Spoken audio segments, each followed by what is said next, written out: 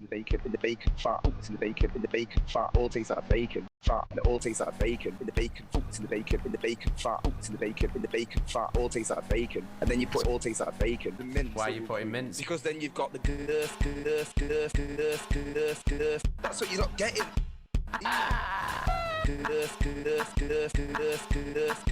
That's what you're not getting, Sam. This is what I mean. You've got the That's what you're not getting.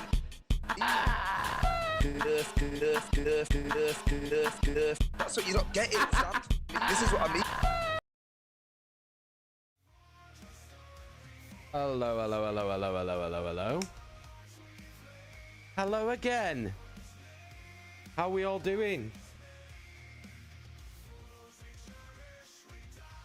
How is our Wednesday evening going? It is so fucking hot in here. Like, I'm not even joking. It's outrageous in here. Like, seriously, it's a joke. I've got all the windows open. I've got 2 separate fans on. This is crazy. Do you know what? I've been really enjoying the nice warm weather until I come in this room, and then it's just annihilation.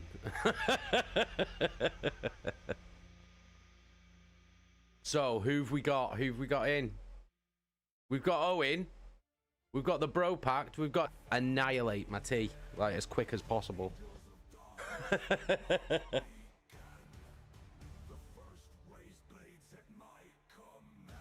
Oh my god. Luckily the Slam Queen grabbed a bottle of Coca-Cola on the way home from work, so, which I definitely needed. My god. What did I have? I just had to make us all something quick, because obviously me and Loki didn't finish doing that Broforce stream until 5:30, and then I'm supposed to be back here at 6:30, but obviously I didn't make it for 6:30, but I'm here now. So I just had to make something quick, so I just banged this honey pepperoni pizza in, and some chicken dippers, and just banged that in, and that's what we had for tea. But it was nice. The pizza was lovely, and I love chicken dippers, so can't complain. Adam, has anyone tried that new Heinz chicken, like Morley's chicken mayonnaise thing? It's like a spicy, like, mayonnaise sauce, and I don't know what the fuck it is, but it's fucking well nice, proper nice. Alan Walker on YouTube. How you doing, Alan? You all right? My underbunk AC on the bandwagon broke, so I bought a window AC unit and put it in the passenger window. Only when parked, obviously. Well, yeah. Obviously. I mean, I'm not going to grass you up, Alan. You know what I mean? I'm not a snitch. How you doing, Alan? I hope you're well, mate. Oh, the tour's going well. Snow, you didn't even know Heinz made mayonnaise? Of course they make mayonnaise. Good mayonnaise, Heinz mayonnaise.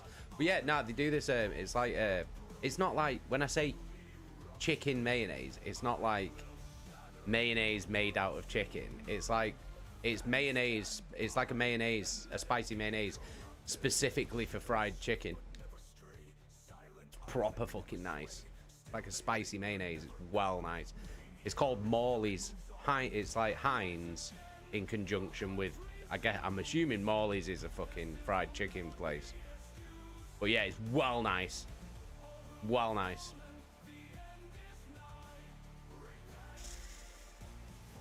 Ball Crusher had a pizza too. Nice. Right, should we put I better put something. On, aren't I? Saying when we're gonna do the, when should we do it? Let's do it in, we'll do it at 7:45.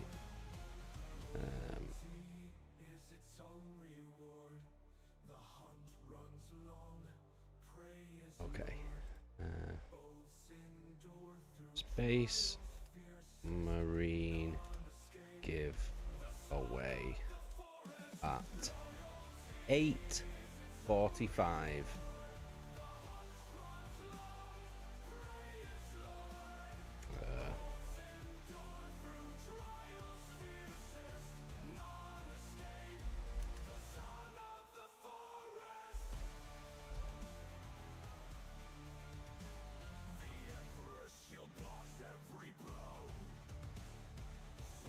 Okay. What font should we do?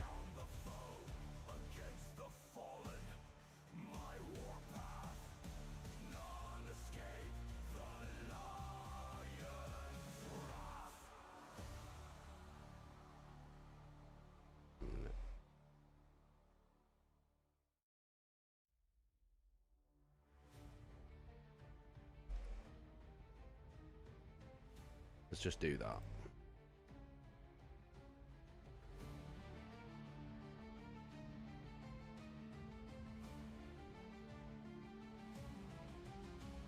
There we go. Made that a bit smaller.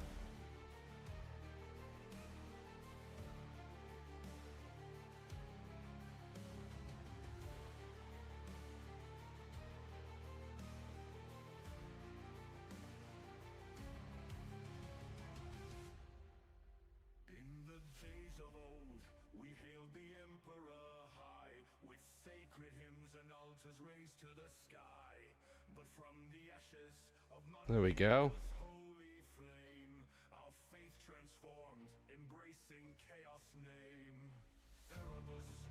All right. We're nearly ready. We're nearly ready. You know how it is.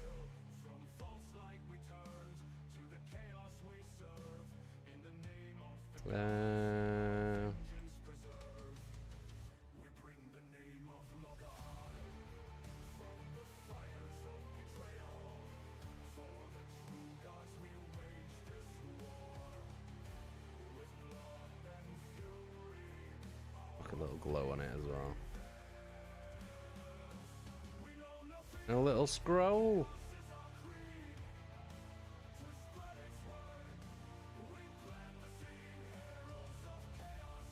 There we go.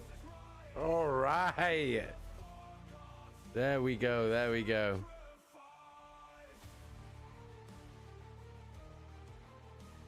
Lady Dragon, say mayonnaise again. Mayonnaise. Why? What? Like, how am I possibly saying that fucking wrong now? What do you mean, mayonnaise? How am I supposed to say it? Mayonnaise? Is that what? Is that? Oh, actually, Jason, I think you'll find it's pronounced mayonnaise. Fucking mayonnaise, isn't it? Well, how you doing, mate? I've got to catch up with the fucking chat now. Cause Rocky on YouTube. You's a legend, fella. You're a legend, mate. How you doing? Welcome.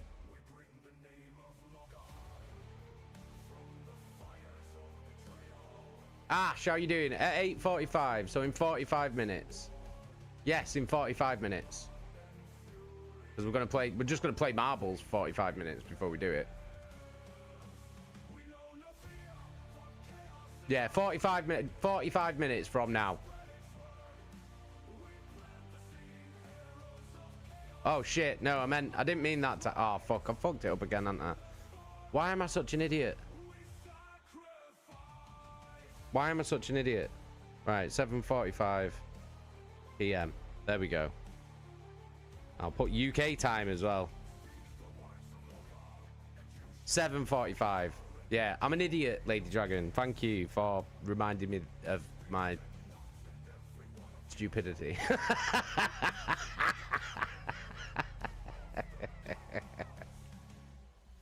No, Byron, I'm an idiot. And I wasn't looking at the fucking time properly. We're doing the giveaway at 7:45. Fucking 7:45. I'm an idiot.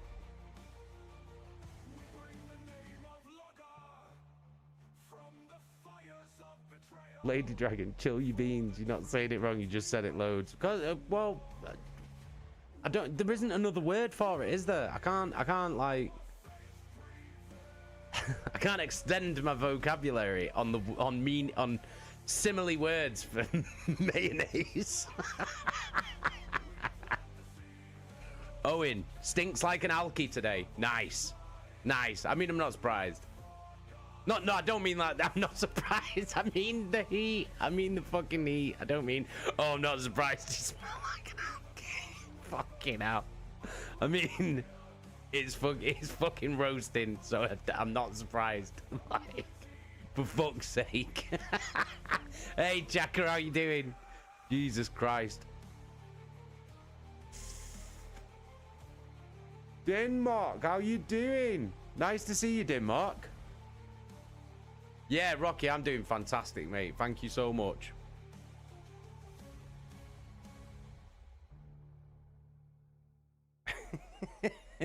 Fucking hell. Broback, could call it mayo. I'm not. I can't call it mayo. I can't call it mayo, man. Hey, dude, could you pass me the mayo, please? Is that what I've got to say now?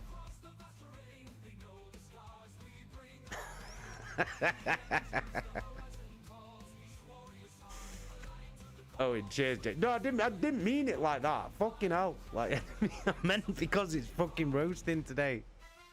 Fucking hell. Jesus Christ. Hey, dude, relax, man. Tubular broth. Pass me the mayo, dude. Right, should we play fucking... Let's fucking play some marbles. Me fucking going on with myself. Fucking rad, dude. Get the fucking mayo, dude. Right, type exclamation mark play in the chat. You'll need to be on our Twitch channel for this, I think. 'Cause I'm pretty sure it doesn't work on YouTube. So if you're watching through YouTube, come on over to Twitch, type exclamation mark play in the chat, and you can join in.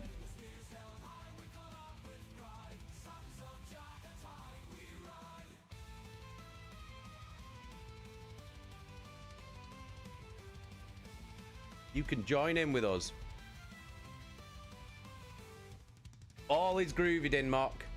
All is groovy, mate. Ash, just ignore it. It's one of the fucking bots. Like, it's cause Chaka's a moderator, so it's obviously it's somewhere along the lines. There's some kind of wire getting crossed. So yeah, don't worry about it. Yeah, it's a bug. Chaka's right, it's a bug. Oh right, sorry guys. My brain's fried today. About 18,000 degrees in this room. Right, have we got any more? Any more for any more? We've got 11 balls. Exclamation mark play. Snow. I showed my brother Liam Queeves's song today on our way to work. Amazing. What do you think?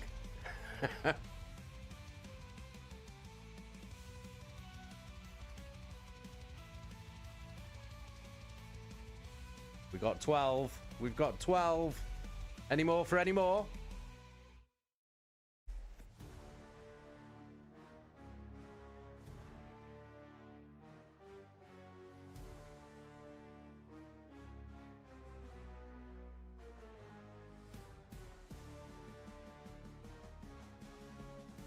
Bropact, how do you win the marble game? It is random.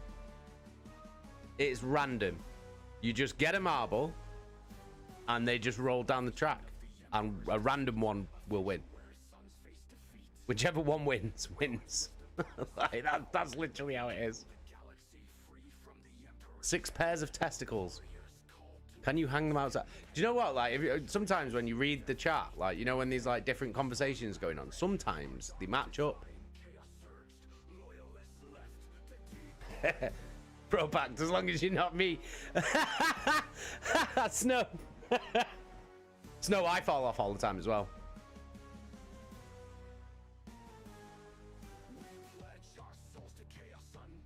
Right, should we go?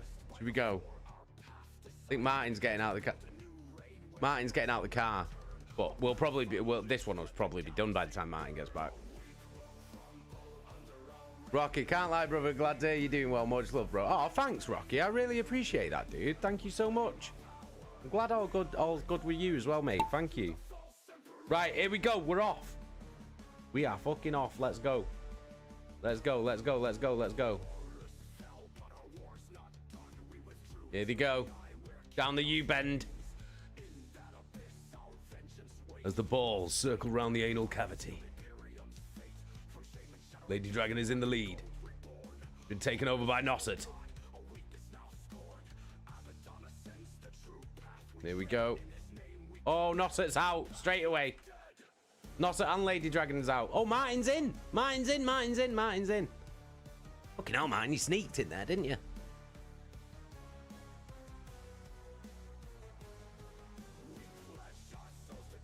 Martin's in front. Byron's right behind him. Oh, into the blender. Oh, straight through Martin. Beautifully taken. With Byron right behind you as well.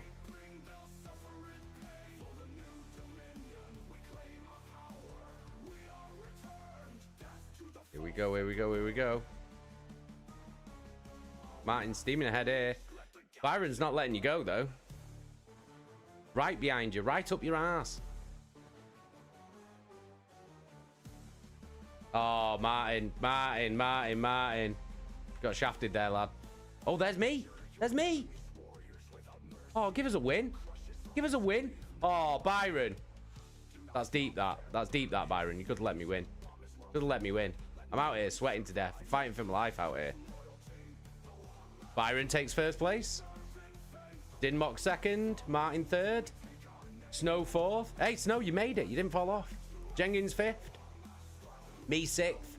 Owen seventh. Ash eighth. Chaka ninth. And Atwell 10th. There we go. Let's do another one.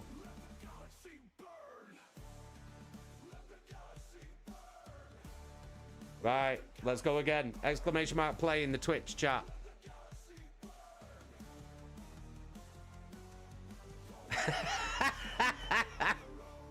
Atwell the Vanguard. Atwell will bring up the rear in the Vanguard. Let's go, let's go, let's go. Get your balls on the screen. This Coca-Cola's not going to last in here. I'm telling you now. Not having it.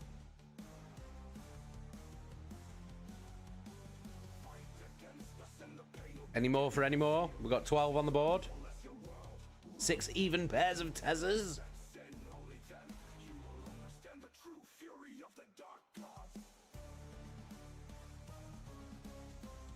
Any more? I'm a thirsty man. In the words of Loki, I'm a thirsty man. He drank his drink and drank my drink. The whole thing. In the hour that we were in here.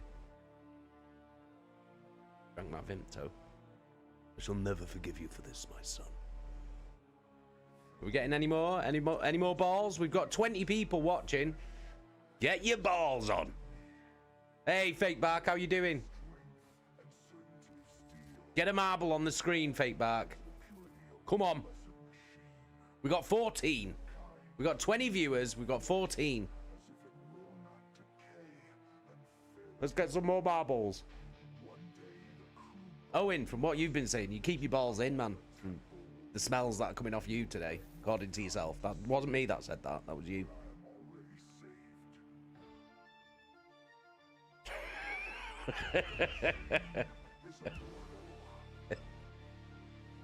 Jacket, yeah, it's all the screaming and shouting, isn't it?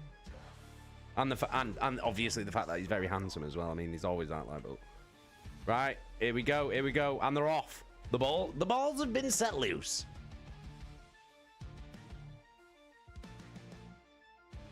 Owen, it's not me, it's the vintage trackies. Well, why didn't you wash him? Why you bought second-hand crackers and didn't even wash them? That's mental, that, Owen. That's insane.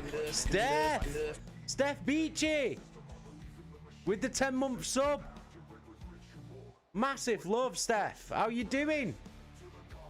Good to see you. Where the fuck are you going here, Atwell?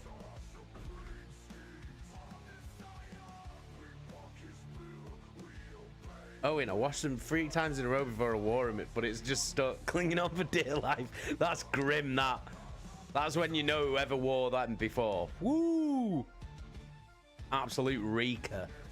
Horror show. What's going on here? Oh, they're all chasing you now, Atwell. You've had it now. You've had it, mate. This is what happens when you're when you take the lead too early. Game over. What you want to do is you want to hang back. And then strike. When they least expect it. And I'm fully aware that you have absolutely zero control over this. Into the shitter.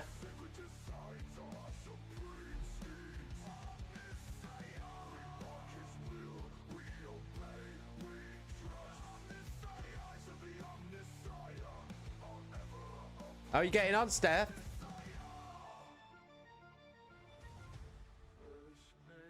Oh, straight. Oh, what's this? What's this? That was pretty cool, I'm not gonna lie. That was pretty good. I don't know what we'll call that. The cement mixer. Oh my god, I can't see. Oh, can you make it through? Oh, you jammy twat. You jammy twat. That's bollocks, that. I'm not having that. I'm not having that. That's bollocks, that, Atwell. I'm happy for you, but that's bollocks. Do you know what I mean? Absolute shit, that was. What's going on there? Atwell takes first. All right. So, that shit's all over my theory, because you were first for the entire thing there, so...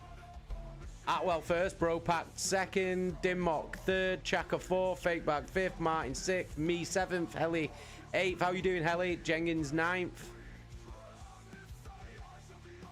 And there's Owen with his unwashed pants coming in at 10th.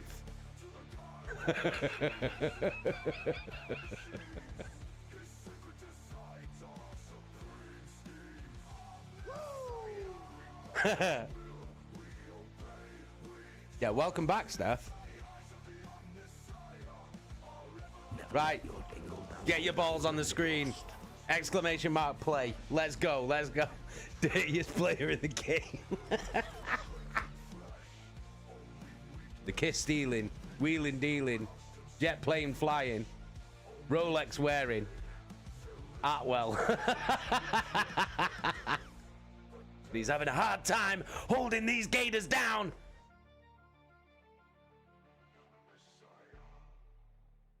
Exclamation mark play, guys.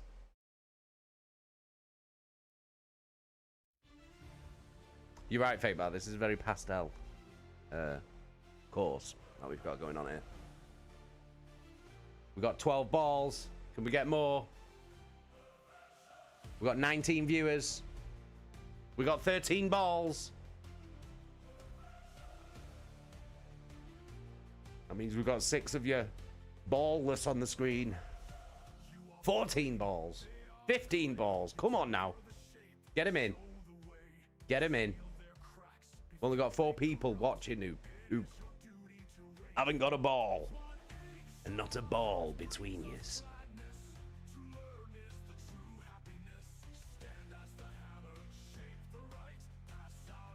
The rest of my balls are in my sack.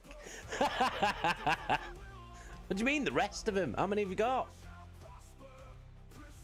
A bag of beans. Can I have more balls? You can have as many balls as you want, mate. If you can grow them. That's the question. Can it be done?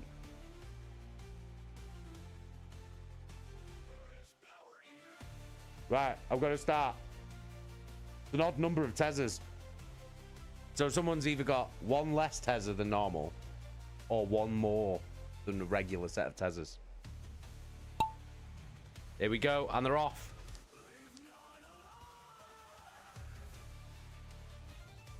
Oh, Martin's in the lead again. Dinmock's right behind. Dinmock's taking the lead. Oh, Martin and Dinmock fighting for it. Oh, Martin, you got bashed then, I think. You got bashed. Oh, this is a very romantic track, isn't it? Into the cement mixer. Bosh. Straight through. Helly takes the lead. Helly's taking the lead.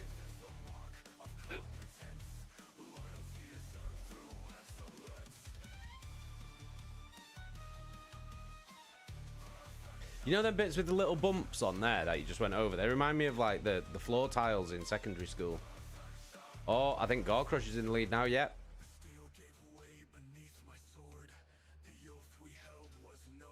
I feel like we're going through someone's intestine.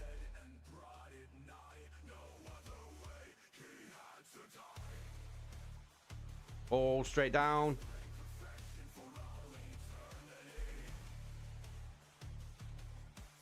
I think Gore Crusher might have it here. Big jump. Straight into the shitter. Oh. That's deep, that. That's deep, that, Byron. Owen's ahead. He's running fast. He's trying to get away from the smell of his own pants. Ash is out.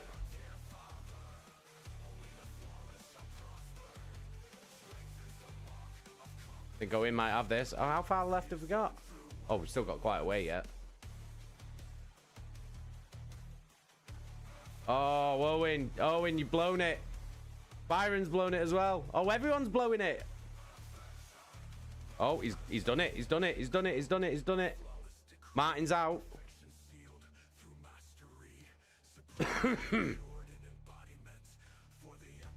There we go. Owen. Owen, first place. Byron in second. Bro. Oh, Chaka third. Bro Pack fourth. Lady Dragon fifth. Gimmock sixth. Fate Back seventh. Atwell eighth. Oh, where am I? What am I doing? Oh, I'm just messing around now, aren't I? Me 9th, Snow 10th.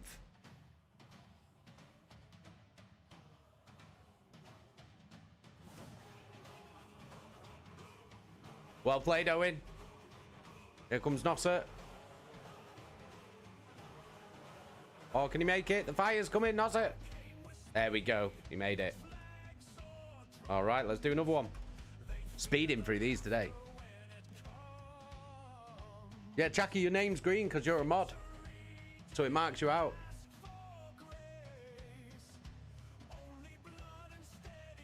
There's like a difference between people's names. Blue ones are subscribers.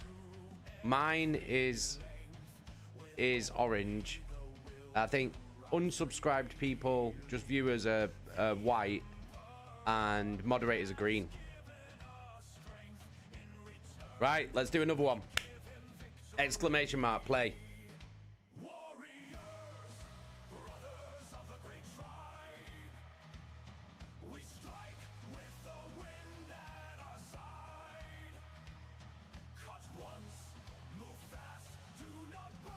Yeah, Fade Back, I like this song as well. Which one is it? Oh, it's Jagatai Khan. Jagatai Khan.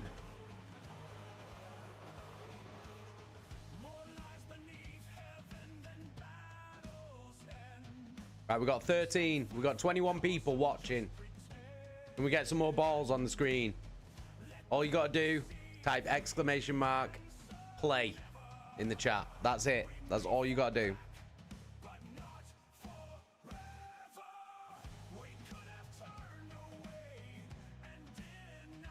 Let's go, let's go. Oh my god. I am going to annihilate this Coca-Cola today.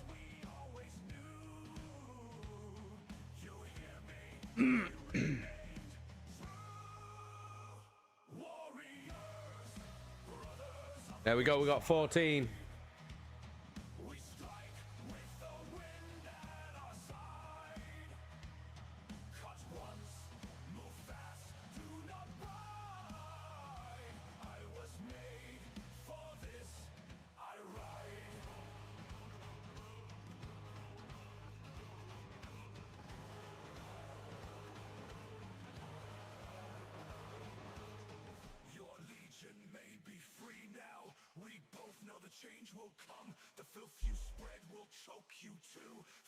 Got 14. Are we going with 14?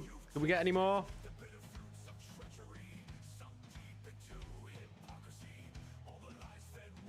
Denmark. I've not got song requests on. Just because copyright and shit. So this is just an AI playlist. The song request thing just keeps popping up because Chaka's a moderator, and somewhere there's a bug. Whenever she puts exclamation mark play into the chat, it like some bug comes up saying song request blah blah blah. Like,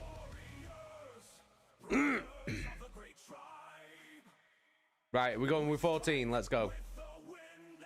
Yeah, it's just a bug, Denmark. Here we go. Let's go.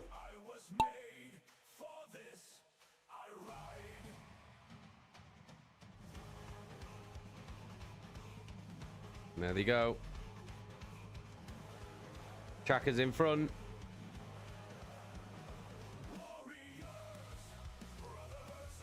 Do you have to go down to go up? That's long, that.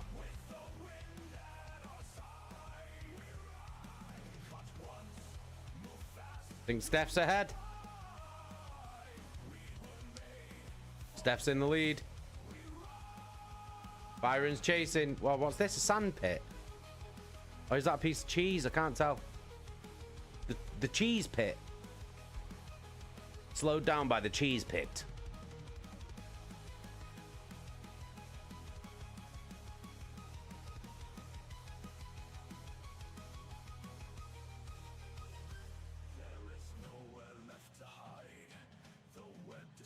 The cheese touch. Oh, there's another piece of cheese. Oh, blown it straight into the cheese. That is cheese, isn't it? I hope it's not. Let's just say it's cheese. Martin takes the lead. Whizzed past the cheese. The old cheese whiz. Call him the cheese whizzer on the streets. Oh, he's not going to whiz this cheese, though. Oh, it's deep, that. Is that cheese? I hope that's cheese. Why have you took me all the way back here?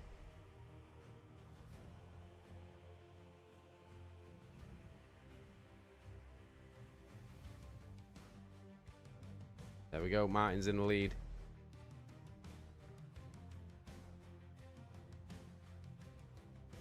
Can he get past the Doug trio, though? I've seen them fire people up. Oh, no. Oh, that's unfortunate.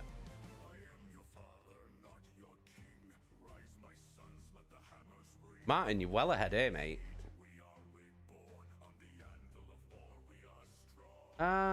Steph's kind of catching up.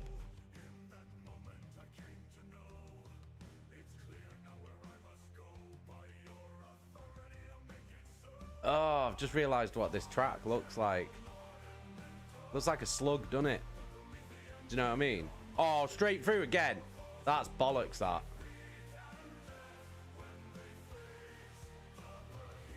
Oh, that's brutal, that, mine. Oh, and straight into one of them things as well. They're annoying. Ooh. That's devastating.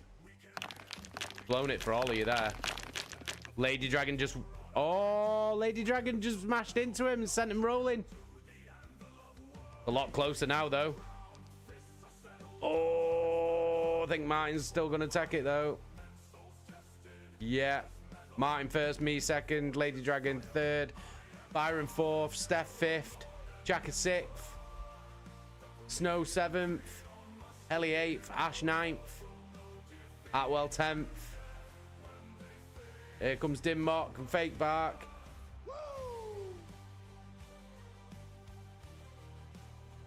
There's Fake Bark, there's Bro Pact. That's everyone, I think. Boom, Martin wins. Do another one.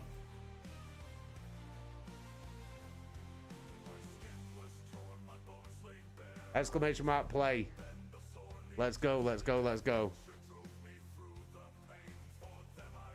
Oh, Owen, did you not finish?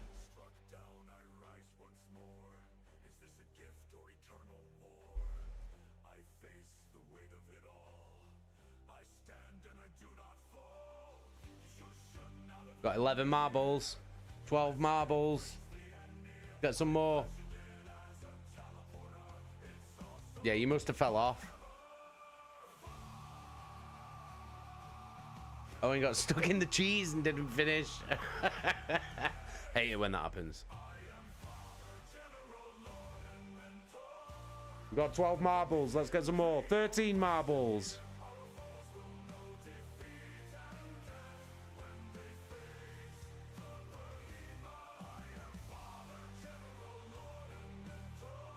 Oh, my leg's going numb.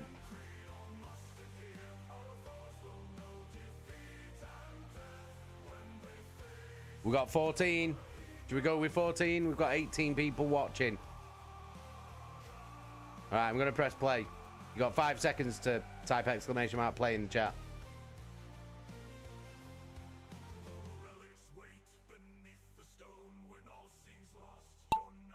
Let's go. Let's go. Let's go. Let's go. Have we done this one already? Have we already done this one? I feel like we've already done this one today. Or we've done one that looks exactly the same. Martin ahead again. Martin steaming ahead, man.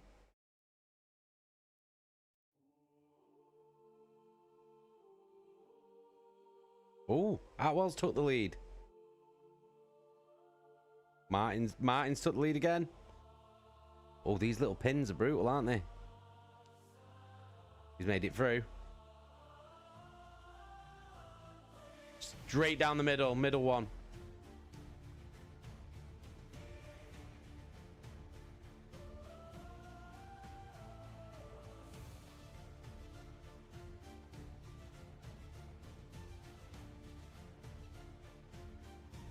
Oh, Martin, did you just get a shortcut then? Oh, Martin's well ahead. I swear that was a shortcut.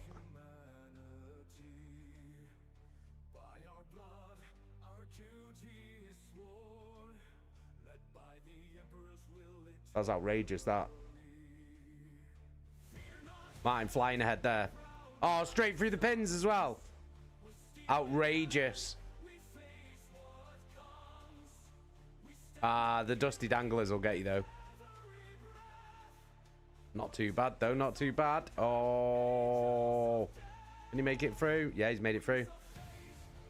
What about the Diglets? Oh.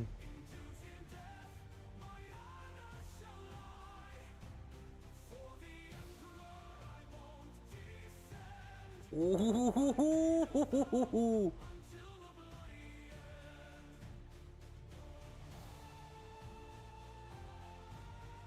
Oh, right through there. Over the lumpy bumps. Martin's won it. Martin's won it. Easy. Easy. Crushed it there, Martin. Absolutely crushed. Martin first, Fake Bark second, Dimmock third. Looking like Byron's fourth. Rope Actor's out. Lady Dragon fifth. Tracker's coming in sixth. Atwell coming in seventh.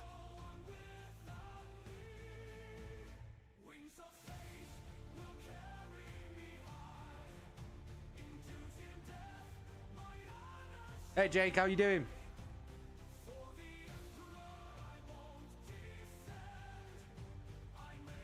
Oh no, the fire's coming. The fire's coming. I think me and Snow are gonna get burnt. I think me and Snow are getting burnt. Yeah, I've just been burnt. Oh, can Snow make it? Oh, me and Snow got burnt. Martin wins. Let's go again. We've got 15 minutes until we do the we do it for reals. Exclamation mark play in the chat.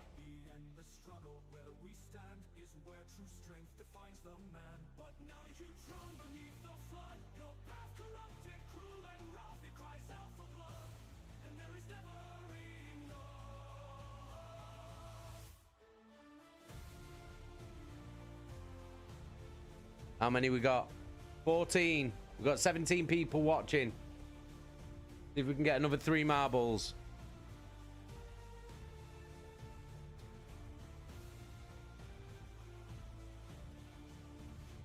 Yes, JSMD, how you doing, mate? We got 15. We got 15. Right, let's go. Bosh. Yeah, Martin's crushing it today. I feel like there's always one marble that wins all the time. Do you know what I mean? Each time we do this.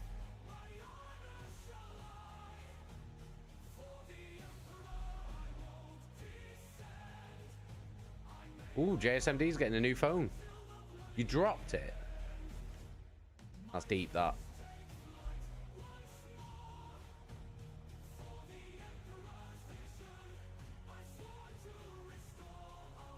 What phone you getting, JSMD?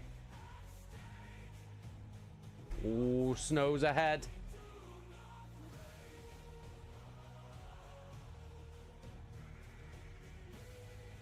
Nurse has taken the lead.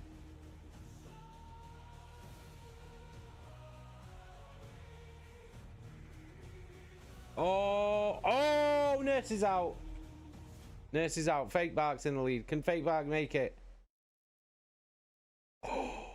That's got to be a short. Is that a shortcut or is that a long cut? I don't know. Snow's out. Owen's out. Ash is out. JSMD's out. Chaka's out. Oh my god. Lady Dragon's out. This is brutal, this.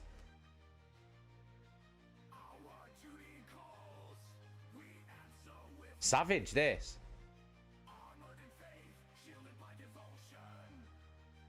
Gore Crusher wins. Byron's won. Atwell's out. Dimmock's out. Ellie's out. Gore Crusher comes first. Bropack second. Jake third. Fake Bark fourth. There's only me and Martin still in the race.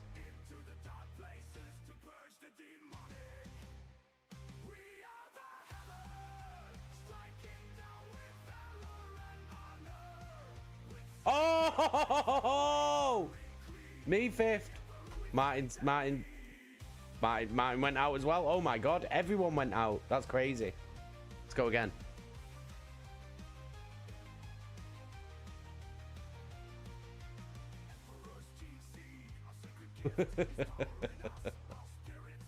Martin's taking it easy. He's waiting until the big one in 10 minutes. Gore Crusher. My mother says hi, by the way. Say hi, Byron's mum.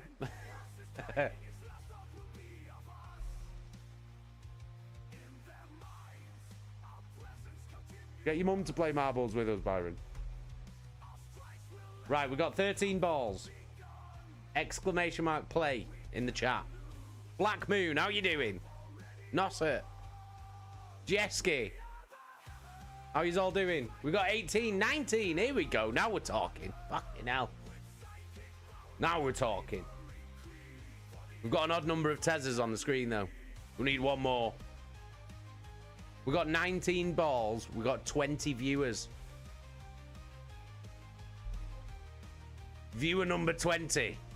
Type exclamation mark play in the chat, please.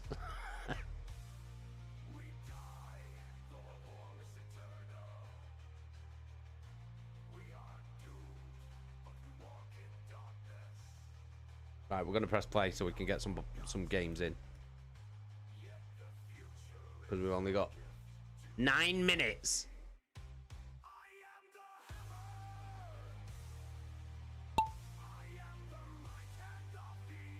Bloody hell, Nosset's driving and marbling. Don't marble and drive, that's what they say. That's what my grandma always used to say. Oh, Helly's in the lead. Chaka's right behind her. They're both taking the left path. Left path again. Oh, Chaka's gone down the right. Wise woman, weren't she? Chaka's in the lead. Chaka's in the lead. Chaka's taking it. Ooh.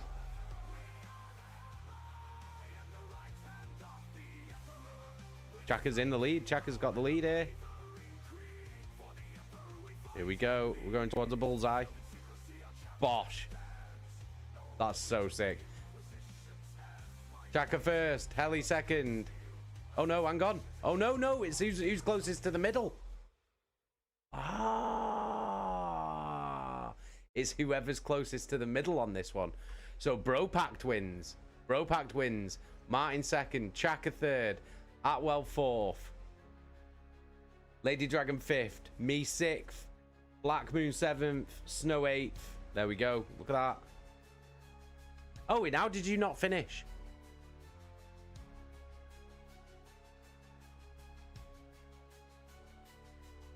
Why can't you finish today, Owen? What's going on here? Right. Exclamation mark play. Let's go.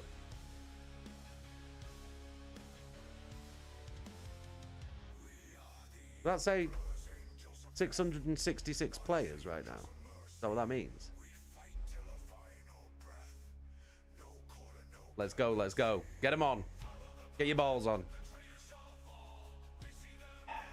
That snow. That's making me feel good right now. I wish my balls were in snow. I don't actually. That'd be fucking horrible, wouldn't it? I don't even know why I said it. That'd be a terrible fate. We've got 15. We've got 23 viewers. See if we can get some more. See if we can hit the big 2-0.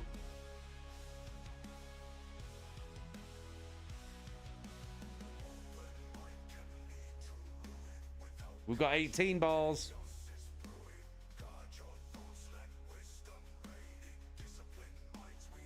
Well, Snow, you'd know all about it.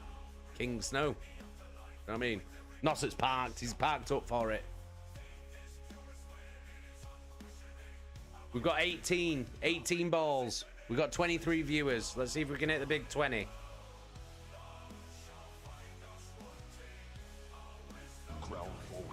Oh, you motherfuckers. As if you're making me put this hat on in this fucking heat. That's outrageous. Oh. Bent over to get my hat and a cheeky little Trump came out. Little fart. Fabulous. You know what I mean? Don't know whether you heard it. Take your hat I've got noise gate on. So, oh, thank God. Thank God. Oh.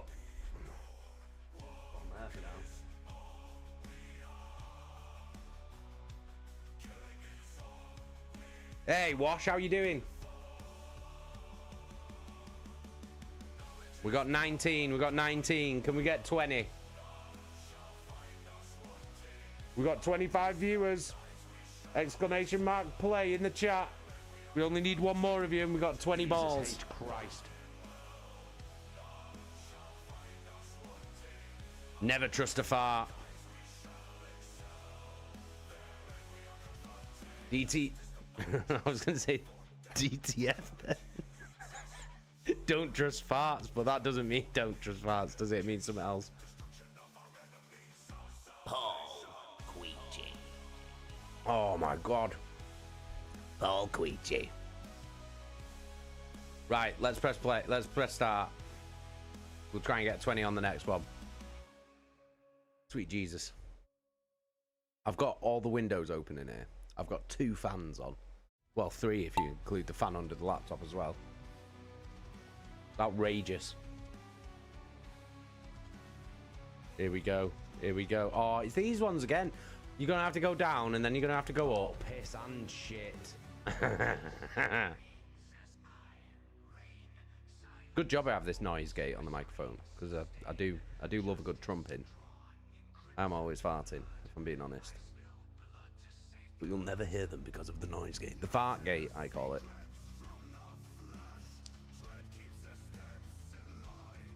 Not that kind of stream, do you know what I mean? Oh, what are these? What are these boulder bashers going on? Oh, it is snowy. Nurse is out already. So's JSMD. Wild. This is interesting, this level. Bropact is out.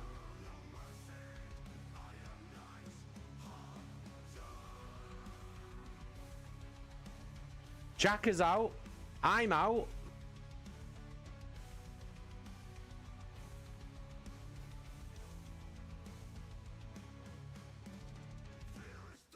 Byron, you're quite ahead here. Lady Dragon's out. Jake's out. This is brutal, this level. It's taking loads of us out here. Oh, that's shafted you, that, Byron. Shafted you. Oh, it shafted you all. Apart from Jesky. Oh, hang on. What are you doing here? Jesky's ahead.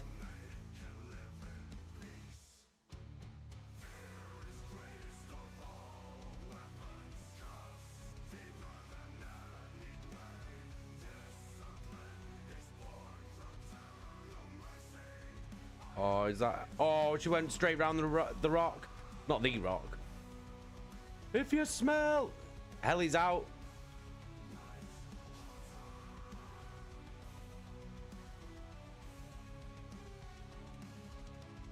Jesky's got this. Oh, what's this? Giant spinning snowflake.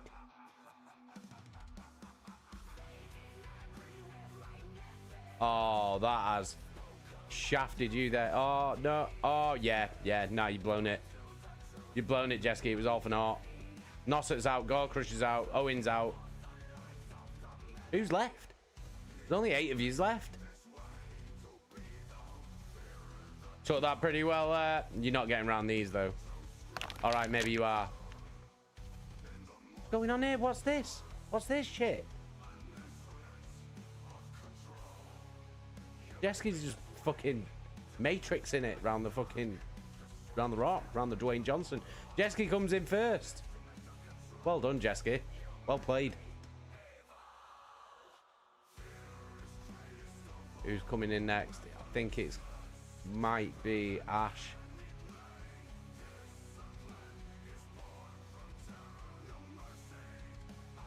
Ash, Black Moon, Martin, Snow, Fate Bark, and Wash.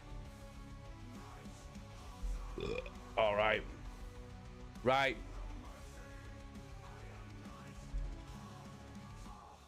Okay, 1 second.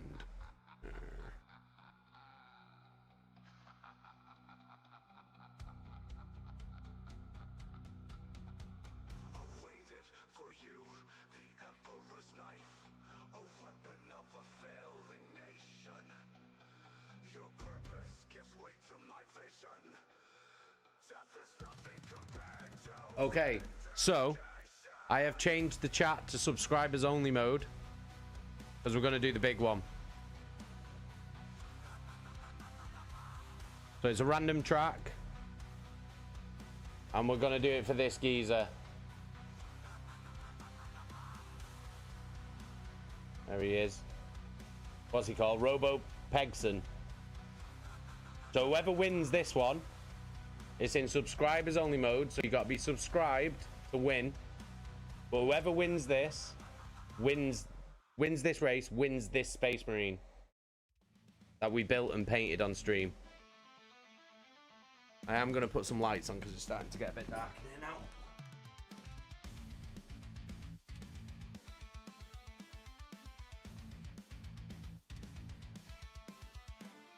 So exclamation mark play in the chat.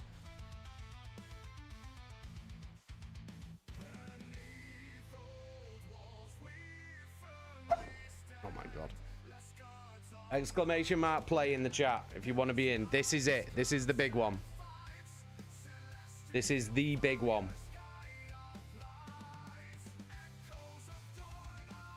For this guy. And you'll win him. He's only got half a face. And he's got a robot arm and a leg.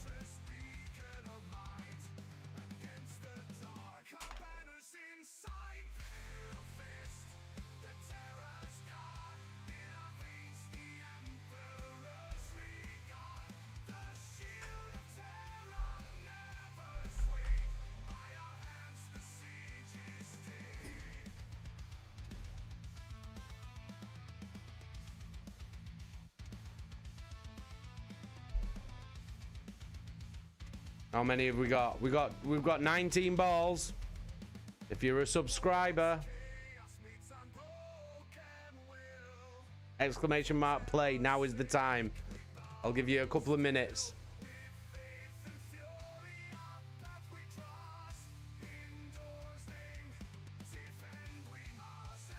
I'm gonna have to go and get that bottle of Coke. Right, exclamation mark play while I get this bottle of Coke.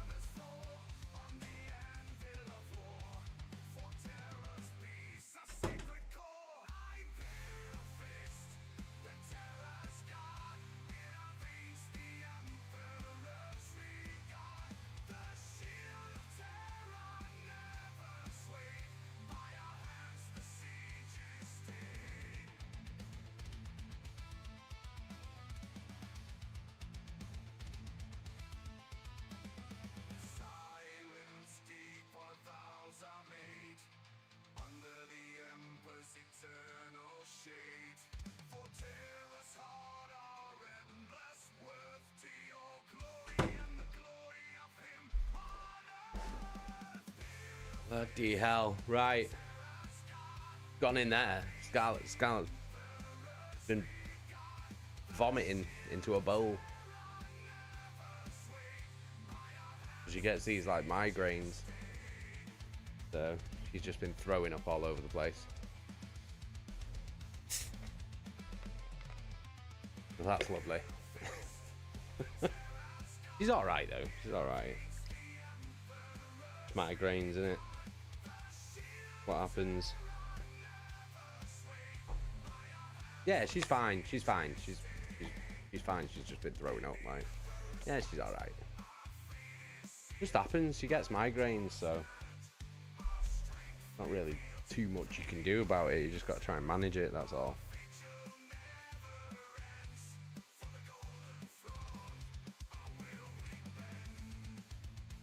Right. Are we ready? Chat is in subscriber only mode. You have to be a subscriber to enter this competition.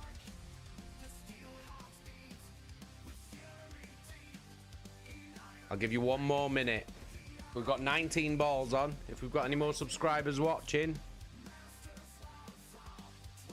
or if you're not subscribed, get subscribed. You've got about a minute to do so.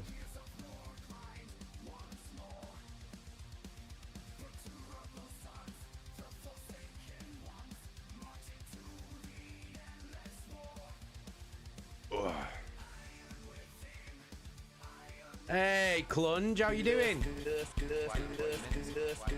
My guy, how you doing? Exclamation mark play in the chat, Clunge.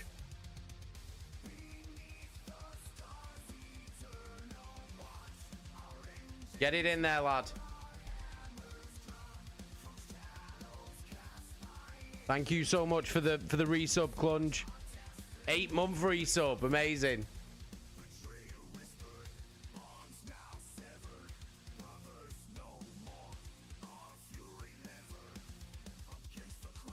Clunge, you ain't on the board, dude. Yeah, I'm all good. I'm all good. I'm all good. All good, brother. Get your marble on the screen, Clunge. If we get you on, then that gives us the big 20. Do you know what I mean? There he is. Right, now we're talking. Right. Remember the rules.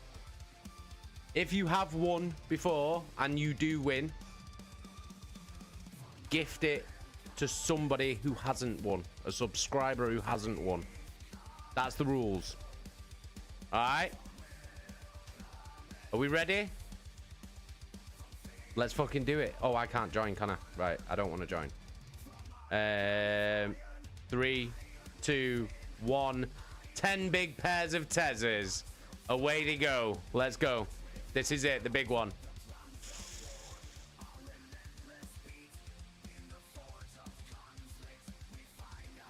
This is it. This is it. Let's go. Let's go. Let's go. Let's go. Let's go. Who's going to win the Iron Hand Space Marine? Oh, everyone's moving with purpose today. Look at this.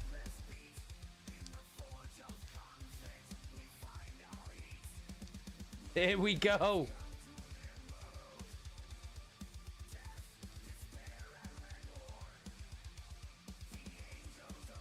Oh, Ash is out. Owen's in the lead. JSMD's took the lead. Martin's out. Owen's in the lead. Oh, everyone's fighting for this. This is what I love to see. Fighting for it. Oh, Jake's took the lead. Oh no, what's happened? Why can't I see where Jake is? But Jake's in the lead. There we go. Owen's chasing him down though. Ooh, Lady Dragons just took it. JSMD's slipped past Lady Dragon. Oh my god, this is wild. This is like the biggest fight I've seen for it. Owen's out, Gav's out, Fake Back's out, Nosset's out, Clunge is out.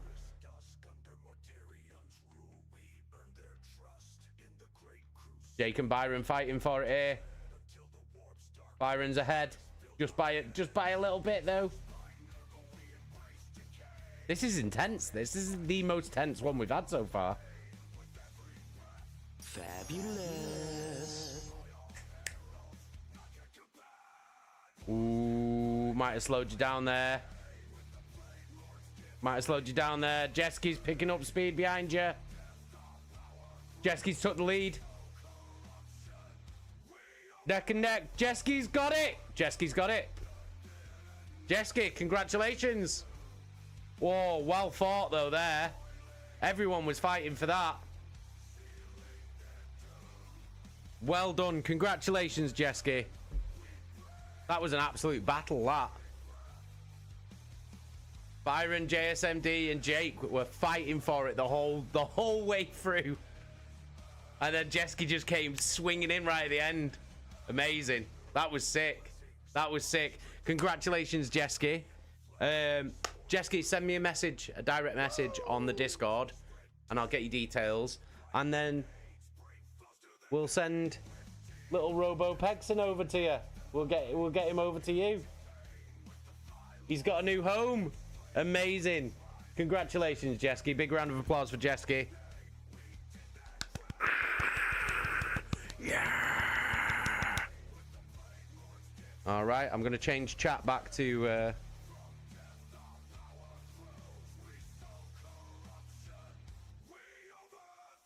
There we go. All right, chat is open to everyone again.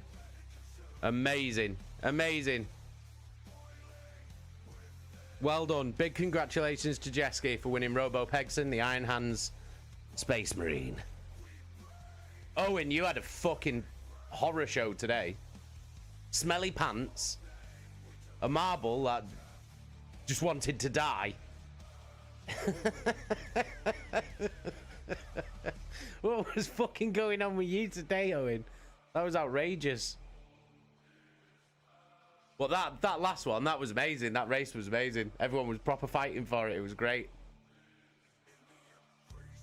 Brilliant. Absolutely brilliant. That was fucking great, that was. Commiserations, Owen. You had a fucking shocker today. And we got 20. And I got 20 balls on the screen in the last race, so I'm happy as well. It's amazing.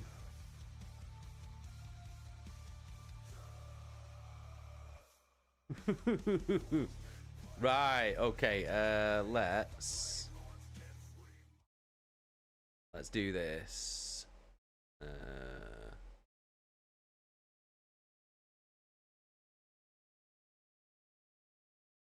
There we go. Oh god, what's going on there? There we are. Hello everybody.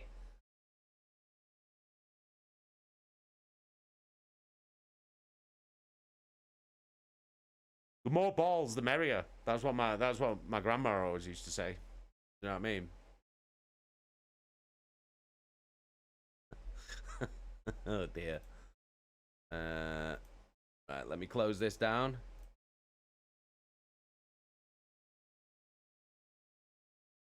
Well, that's what my grandma always used to say. That she did. All right, there we go. Okay. So, let's move some shit out of the way. And then we can get comfy for a bloody story time. I'm gonna have to change this as well, aren't I? Edit stream info.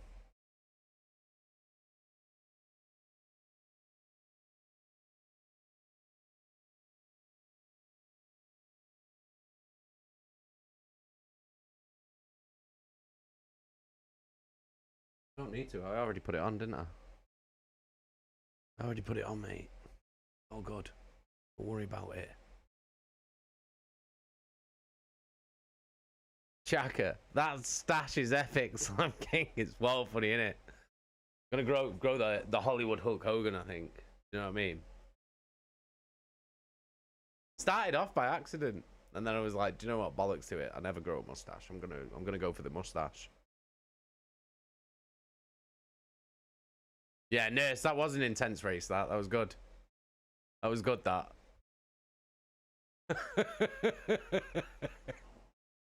Right.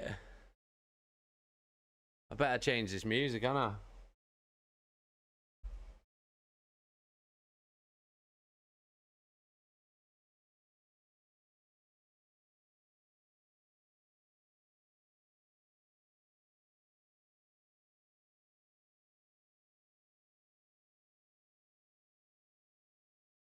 All right.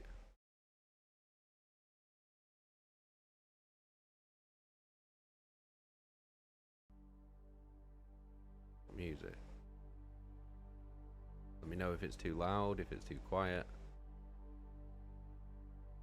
Let me know if my voice is too loud or too quiet.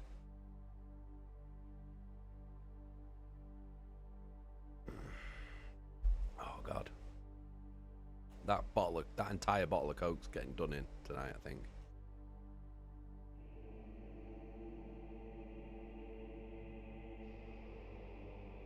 Fake back. It's giving Trevor from GTA 6.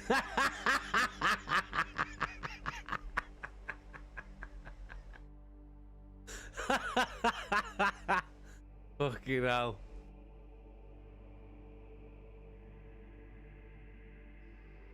Jesky, I'm literally sat here like, what the fuck I won? The fella's been after winning one for ages. Well, you've won one. The plan is for you all to win one. Do you know what I mean? That's the plan. You all get one eventually. Like, because if you think about it, like, what have we done now? That's the 8th one that we've given away. The 8th one. But I've still got this lemon squeezer here that's not been claimed yet. So, if it's not claimed within a few weeks, then we'll just do. We'll have to give it away again, because I've not been contacted. Gore Crusher. Love how Jason's had so many different looks over the years. Do you know what though? I get bored with my own appearance. That's what it is. I get bored all the time. I'll get sick of looking at myself in the mirror, and I'll be like, oh, I'm gonna grow a beard to make my face look different, or I'm gonna grow a goatee, or I'm gonna shave it all off, or right, okay, my hair's doing me head in, I'm gonna get it all braided, I'm gonna get cornrows in, I'm gonna do, like, seriously, that's like what it is. I just get bored of looking at myself. Like, I know it's weird as fuck, like, but that's what it is.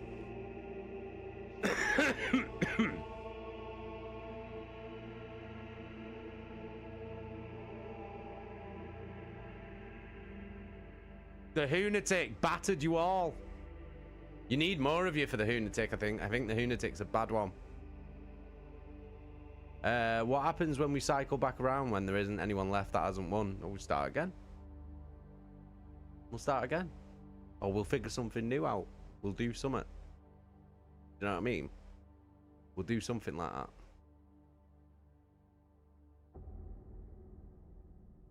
We'll figure something out. Lady Dragon, go Joe Hendry Blonde. Do you know what? I used to, like, Atwell will tell you. Atwell and Gav can tell you.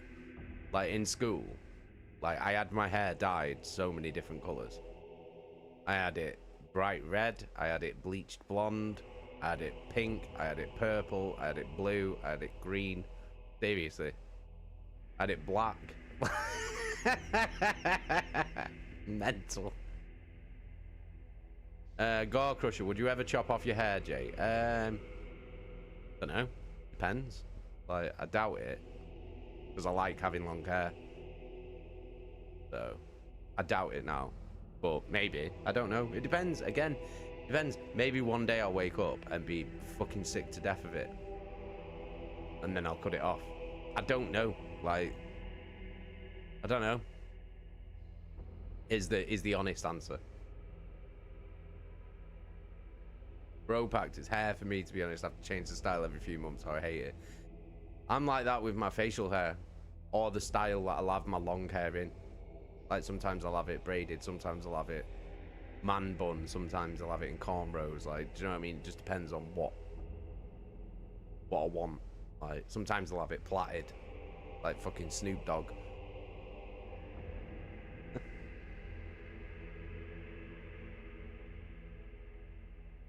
Terror Trooper. Love the Goro. Super cool. Oh, thanks. They hurt. Getting them put in. Really fucking hurt. Really fucking hurt. But it looked good. And it was nice having that on tour because I didn't have to manage my hair. Do you know what I mean? So that was good.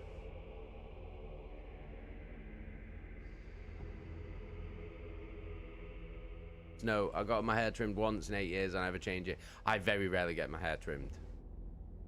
Like Slam Queen's always telling me like, you need to get your ends trimmed, and I'm just like, no, because they always cut off too much.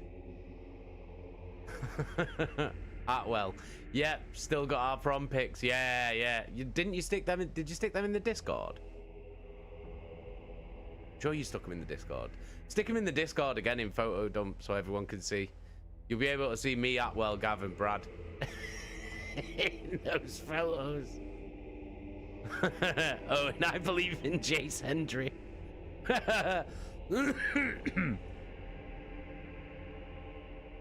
Well, bright red it was. Yeah, it was bright red at the prom. And I had like all my head shaved, because if you remember, I had a Mohican at that point. But it was like a long Mohican. And then for the prom, so my head was like bicked bald, and then I had like little red braids coming out the top. When was that? Like 2003 or something.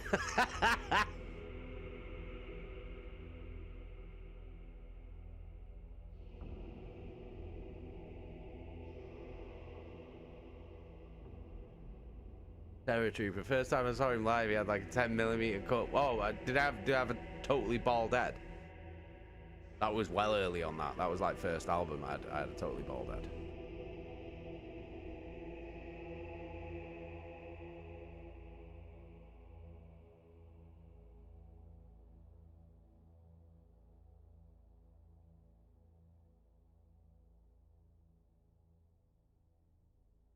Literally the skinned and fuck video. Yeah. Totally bald.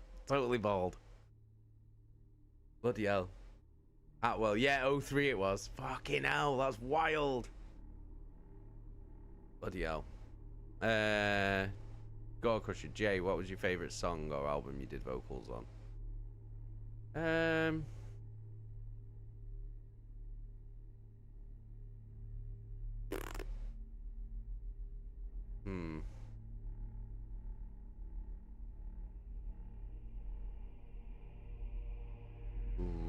Probably. Probably Where Only Gods.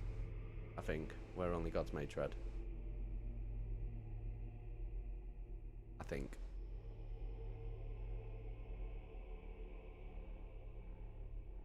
Just because it's got impending dominance on. And I always like to play that one live. Right. Here we go. Shall we get to the reading, people? Shall we read? I hope you're comfortable and not too sweaty or too smelly, Owen. Not singling you out or anything, but... Right, so we are on chapter 11 of False Gods by Graham McNeil, which is the second book in the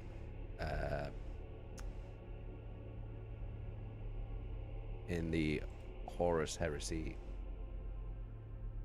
You turn that down a bit. Turn him right down. There we go. Turn you down.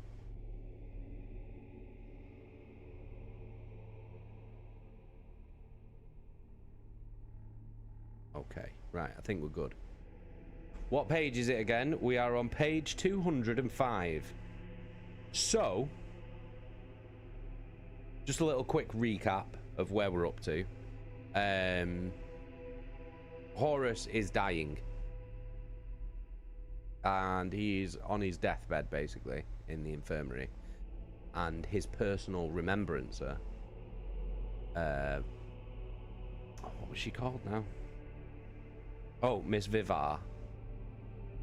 She was she's his personal remembrancer, like his biographer, his historian. And he's basically giving her kind of like a deathbed confession. Bro Pact, you know nothing of this book. Just stick around, dude. Just stick around. It's awesome. It's awesome. You'll pick it up. It's great, honestly. And plus, all of the previous streams of this book are on the VOD on the Twitch channel. So yeah, he's basically dying, and he's kind of confessing his real feelings to Vivar. And she's quite shocked by some of the things that he's saying. He's getting angry. It seems that he's feeling resentment that the regular humans, the Imperial citizens, will be the ones that inherit this great empire that the Space Marines have fought and bled and died for. And he seems to be massively resentful of that, which is very uncharacteristic of him, because obviously Horus is this magnanimous, charismatic, selfless warrior, and to show that kind of resentment and deep-rooted like anger while he's weakened and he's dying is like very strange, and she was quite shocked by it.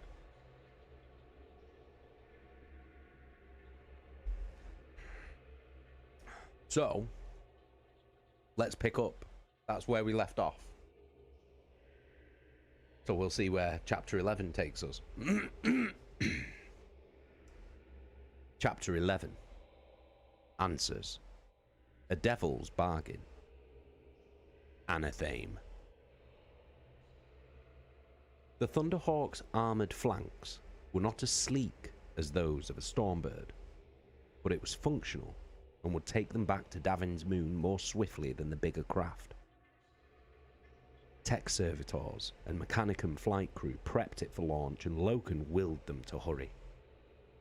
Each passing second brought the War Master closer to death, and he wasn't going to allow that to happen. Several hours had passed since they had brought the War Master aboard, but he hadn't cleaned his armour or weapons, preferring to go back the way he'd come out, though he had replenished his ammunition supply. The deck was still slick with the blood of those that had battered from their path, and only now, with time to reflect on what they had done, did Loken feel ashamed. He couldn't remember any of the faces, but he did remember the crack of the skulls and the cries of pain. All the noble ideals of the Astartes. What did they mean when they could be so easily cast off? Kirill Sinderman was right. Common decency and civil behaviour were just a thin veneer over the animal core that lurked in the hearts of all men, even Astartes.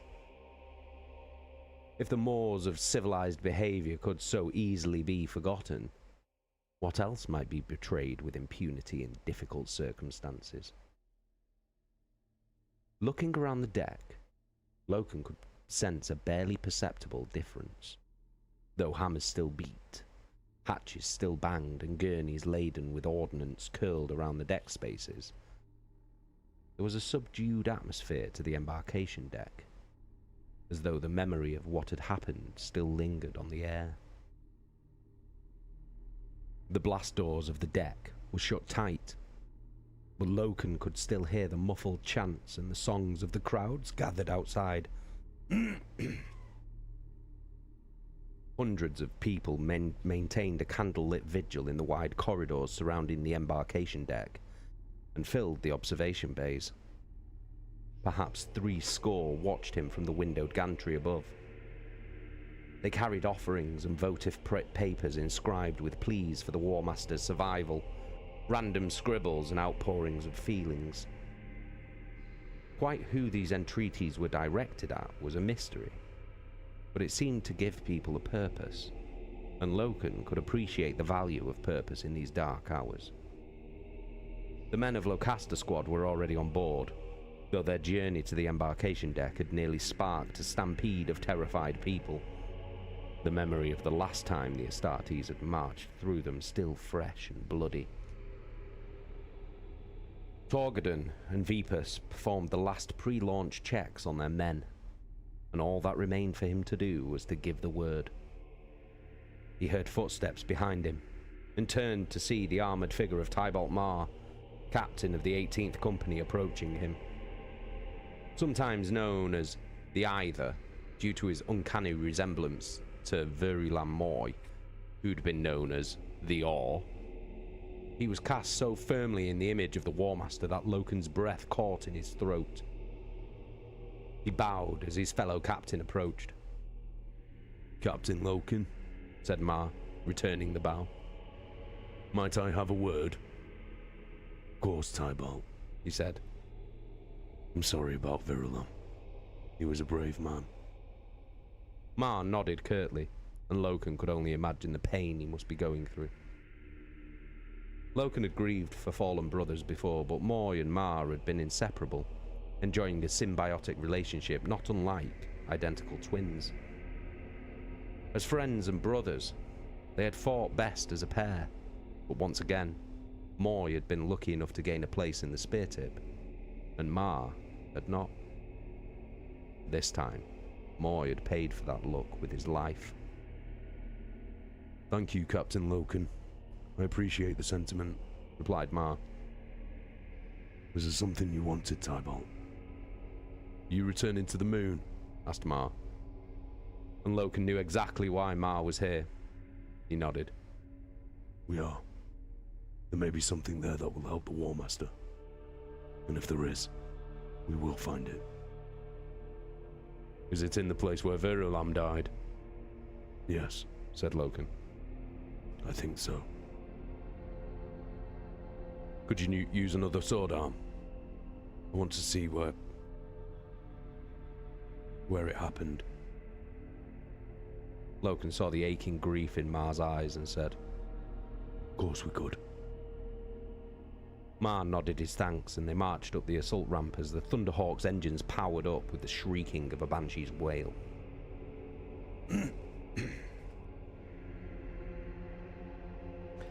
Aximand watched Abaddon punch the sparring servitor's shoulder, tearing off its sword limb before closing to deliver a series of rapid hammer blows to its torso. Flesh caved beneath the assault, bone and steel broke, and the construct collapsed in a splintered mess of meat and metal. It was the third servitor Abaddon had destroyed in the last 30 minutes. Ezekiel had always worked through his angst with his fists, and this time was no different. Violence and killing was what the first captain had been bred for, but it had become such a way of life to him that it was the only way he knew how to express his frustrations. Aximand himself had dismantled and reassembled his bolter 6 times, slowly and methodically laying each part of it on an oiled cloth before cleaning it meticulously. Where Abaddon unleashed his pain through violence, Aximand preferred to detach his mind through familiar routines. Powerless to do anything constructive to help the commander, they had both retreated to the things they knew best. "Master of Armories will have your head for destroying his servitors like that," said Aximand, looking up as Abaddon pummeled what was left of the servitor to destruction. Sweating and breathing hard, Abaddon stepped from the training cage, sweat lathering his body in gleaming sheets, and his silver-wrapped topknot was slick with sweat. Even for an Astartes, he was huge, muscular, and solid as stone. Torgadon often teased Abaddon, joking that he left leadership of the Justaerin to Falcus Kyber because he was too big to fit in a suit of Terminator armor. It's what they're for," snapped Abaddon. "Not sure you meant to be that hard on him." Abaddon shrugged, lifted a towel from his arming chamber and hung it around his shoulders. How can you be calm at a time like this? Trust me, I'm not calm, Ezekiel. You look calm. Just because I'm not smashing things with my fists doesn't mean I'm not choleric. Abaddon picked up a piece of his armor and began polishing it before hurling it aside with an angry snarl. Center your humours, Ezekiel, advised Aximand. It's not good to go too far out of balance. You might not come back. I know, sighed Abaddon. I'm all over the place. Choleric, melancholic, saturnine. All of them at the same time. I can't sit still for a second. What if he doesn't make it, little Horus? What if he dies? The first captain stood and paced the arming chambers, wringing his hands. And Aximand could see the blood rising in his cheeks as his anger and frustration grew once more. It's not fair, growled Abaddon. Shouldn't be like this. The Emperor wouldn't let this happen. He shouldn't let this happen. The Emperor hasn't been here for a long time, Ezekiel. Does he even know what happened? Does he even care anymore? Don't know what to tell you, my friend, said Aximand, picking up his bolter once more and pressing the catch that released the magazine, seeing that Abaddon had a new target for his impotent rage. It's not been the same since he left us after Ulanor, raged Abaddon. He left us to clean up what he couldn't be bothered to finish. And for what? Some damn project on Terra that's more important than us? Careful, Ezekiel, warned Aximand. You're in dangerous territory. It's true though, isn't it? Don't tell me you don't feel the same. I know you do. It's different now, yeah, conceded Aximand. We're out here fighting and dying to conquer the galaxy for him, and he won't even stand with us out on the frontier. Where is his honor? Where is his pride? Ezekiel, said Aximand, throwing down his bolter and rising to his feet. Enough. If you were anyone else, I'd strike you down for those words. The Emperor is our Lord and Master. We are sworn to obey him. We are pledged to the Commander. Don't you remember your mournful oath? I remember it well enough, Ezekiel, retorted Aximand. Better than you, it seems, for we also pledged to the Emperor above all Primarchs. Abaddon turned away and gripped the wire mesh of the training cage. His muscles bulging and his head bowed.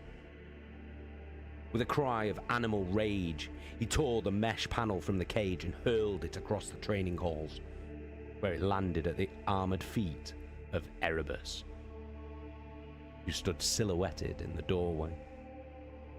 Erebus, said Aximand in surprise. How long have you been standing there? Long enough, little Horus. Long enough.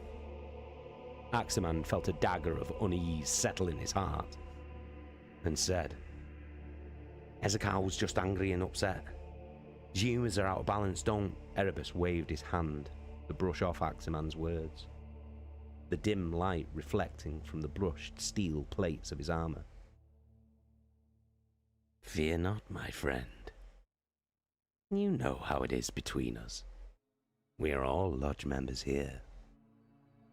If anyone were to ask me what I heard here today, you do know what I would tell them, don't you? Can't say. Exactly, smiled Erebus. But far from being assured, Aximand suddenly felt beholden to the first chaplain of the Word-Bearers, as though his silence were some kind of bargaining chip. Did you come for anything, Erebus? Demanded Abaddon, his collar still to the fore. I did, nodded Erebus, holding out his palm to reveal his silver lodge medal. The War Master's condition is deteriorating, and Targhost has called a meeting. Now? Asked Aximand. Why? Erebus shrugged. I can't say. I just looked up at the chat then. Fucking Erebus. Little bastard rat cunt shite bag. Erebus is a prick.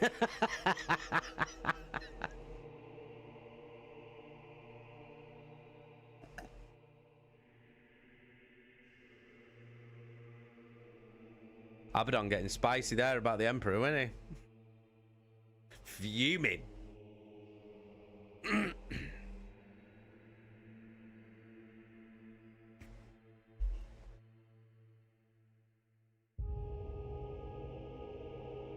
All right. They gathered once more in the aft hold of the flagship. That music a bit too loud. There we go. I kind of picture Erebus as Severus Snape. Do you know what? Do you want me to tell you what he looks like? So he's a space marine. So he's around 8 foot tall. His armor is like an ashen grey. And his head, he has a bald head, and his entire face and head is completely covered in tattoos of like script, like runes and like quasi-religious like writings all over his face and head. That's what he looks like.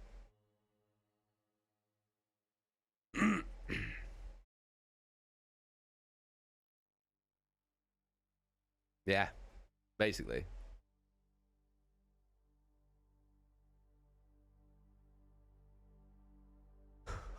Fucking Erebus, man. They gathered once more in the aft hold of the flagship, travelling the lonely service stairwells to the deep decks of the Vengeful Spirit. Tapers again lit the way, and Aximand found himself desperate to get this over with. The War Master was dying, and they were holding a meeting. "Who approaches?" asked a hooded figure from the darkness. "3 souls," Erebus replied. "What are your names?" the figure asked.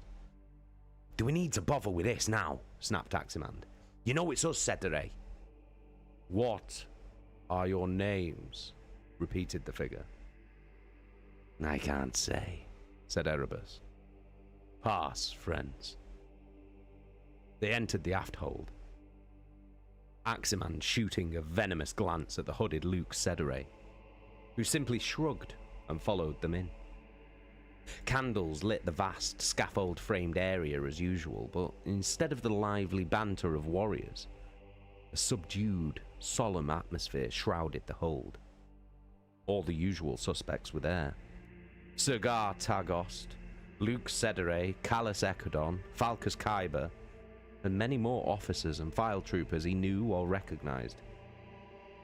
And Malagurst, the Twisted. Erebus led the way into the hold, moving to stand in the center of the group as Aximand nodded towards the War Master's equerry. "Been some time since I've seen you at a meeting," said Aximand.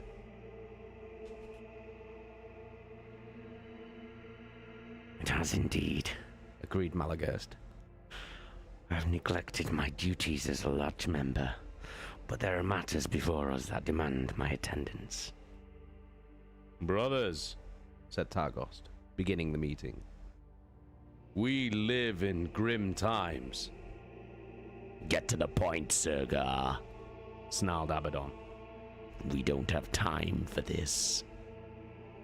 The Lodge Master glared at Abaddon, but saw the first captain's lurking temper and nodded, rather than confront him. Instead, he gestured towards Erebus and addressed the lodge as a whole. "Our brother of the 17th Legion would speak to us. Shall we hear him?" "We shall," intoned the sons of Horus. Erebus bowed and said, Brother Ezekiel is right. We do not have time to stand on ceremony, so I will be blunt. The War Master is dying, and the fate of the Crusade stands on a knife edge. We alone have the power to save it. What does that mean, Erebus? asked Actimand. Erebus paced around the circumference of the circle as he spoke. The apothecaries can do nothing for the War Master. For all their dedication, they cannot cure him of this sickness.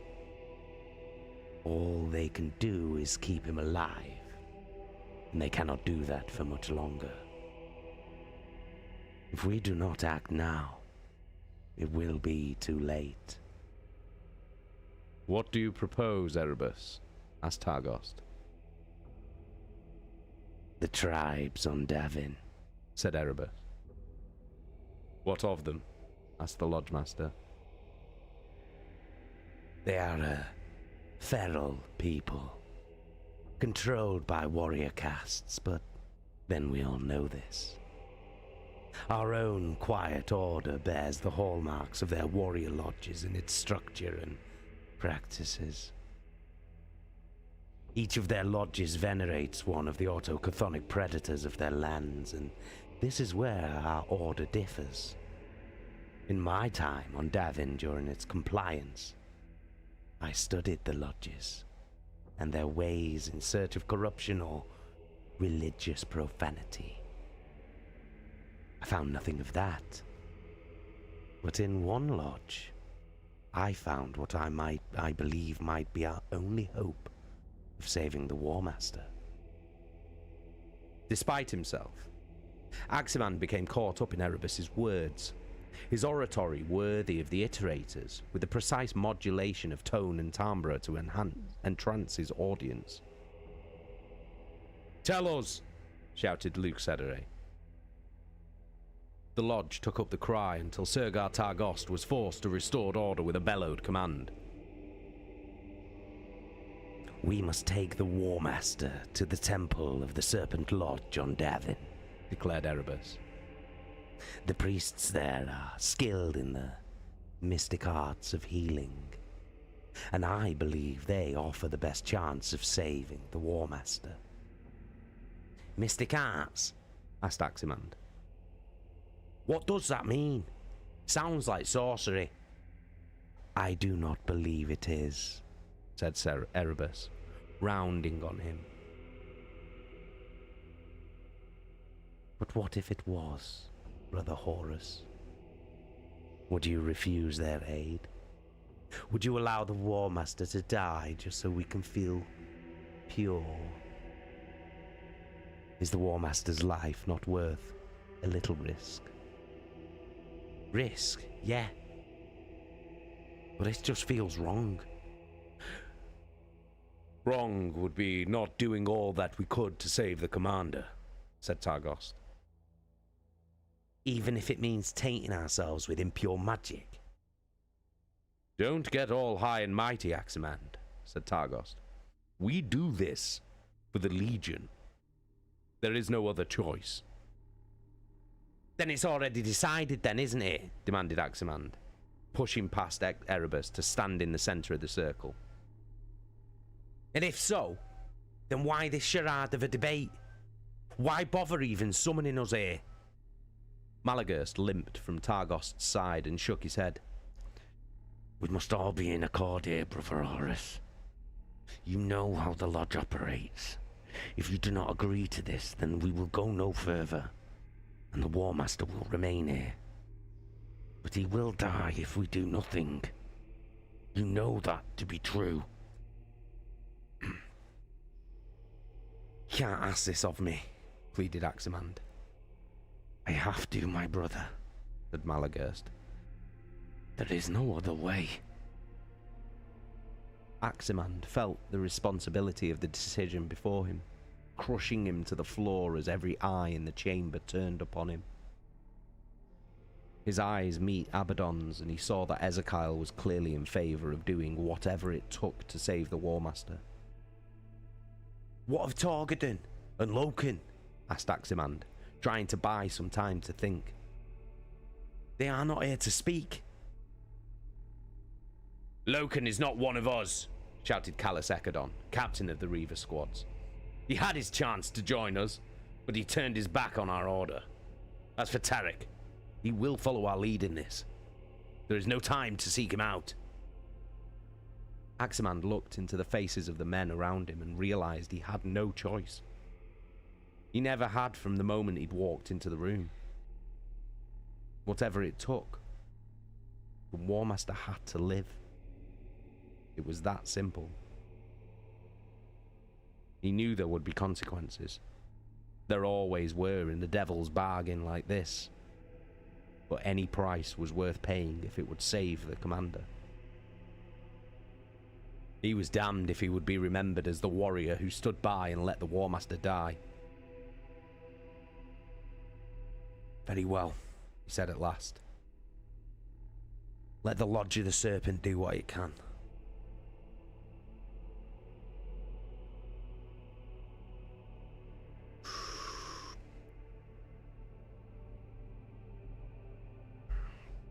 What's the War Master's name? Horus. Horus Lupercal. He's the son of the Emperor. Well, he's one of the 18 sons of the Emperor. But he's the son that was raised above all the others. Raised above all of his brothers. To the position of War Master by his father, the Emperor.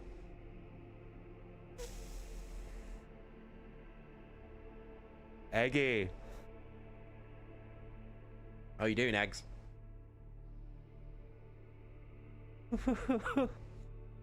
Looks like we've got a lot of Erebus fans in the chat tonight. A lot of love coming Erebus's way. Clearly. Absolute fan favourite.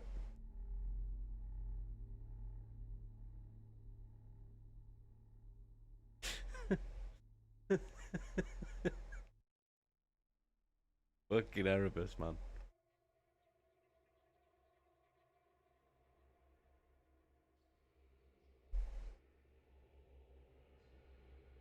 The difference in Davin's moon in the few hours since they had last set foot on it was incredible, thought Loken.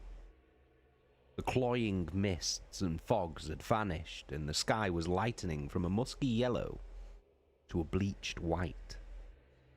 The stench was still there, but it too was lessened, now just unpleasant rather than overpowering.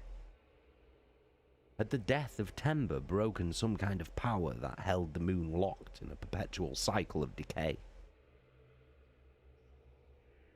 As the Thunderhawk had skimmed the marshes, Loken had seen that the diseased forests were gone. Their trunks collapsed in on themselves without the life-giving corruption holding them together. Without the obscuring mists, it was easy to find the glory of terror. Though, thankfully, there was no deathly message coming over the Vox this time. They touched down and Loken led Locaster Squad, Torgadon, Vipers and Mar from the Thunderhawk with the confident strides of a natural leader. Though Torgadon and Mar had held their captaincies longer than Loken, both instinctively deferred to him on this mission. "What do you expect to find here, Garvey?" asked Torgadon, squinting up at the collapsed hulk of the ship. He hadn't bothered to find a new helmet, and his nose wrinkled at the stench of the place. "Not sure," he answered. "Answers, maybe. Something to help the War Master." Torgadon nodded. "Sounds good to me. What about you, Mar? What are you looking for?" Tybalt Mar didn't answer, racking the slide of his bolter and marching towards the crashed vessel. Loken caught up with him and grabbed his shoulder guard. "Tybalt, am I going to have a problem with you here?" "No. I just want to see where Verulam died," said Mar. "Won't be real until I've seen the place. I know I saw him in the mortuary, but that wasn't a dead man. It was just like looking in a mirror You understand? Loken didn't, but he nodded anyway. Very well. Take up position in the file. They marched towards the dead ship, clambering up the broken ramps of debris to the gaping holes torn in its side. Damn. Feels like a lifetime since we were fighting here, said Torgadon. It was only 3 or 4 hours ago, Tarek. Loken pointed out. I know. Still. Eventually, they reached the top of the ramp and penetrated the darkness of the ship. The memory of the last time he had done this and what he had found at the end of the journey still fresh in Loken's mind. Stay alert. We don't know what else might still be alive in here. Should have bombed this wreck from orbit, muttered Torgadon. Quiet. Hissed Loken. Didn't you hear what I said? Tarek raised his hands in apology and they pressed on through the groaning wreck, along darkened hallways, flickering companionways, and stinking, blackened corridors. Vipus and Loken led the way, with Torgadon and Mar guarding the rear. The shadow-haunted wreck had lost none of its power to disturb, though the disgusting, organic growths that coated every surface with glistening wetness now seemed to be dying, drying up and cracking to powder. What's going on in here? Asked Torgadon. This place was like the hydroponics bay a few hours ago.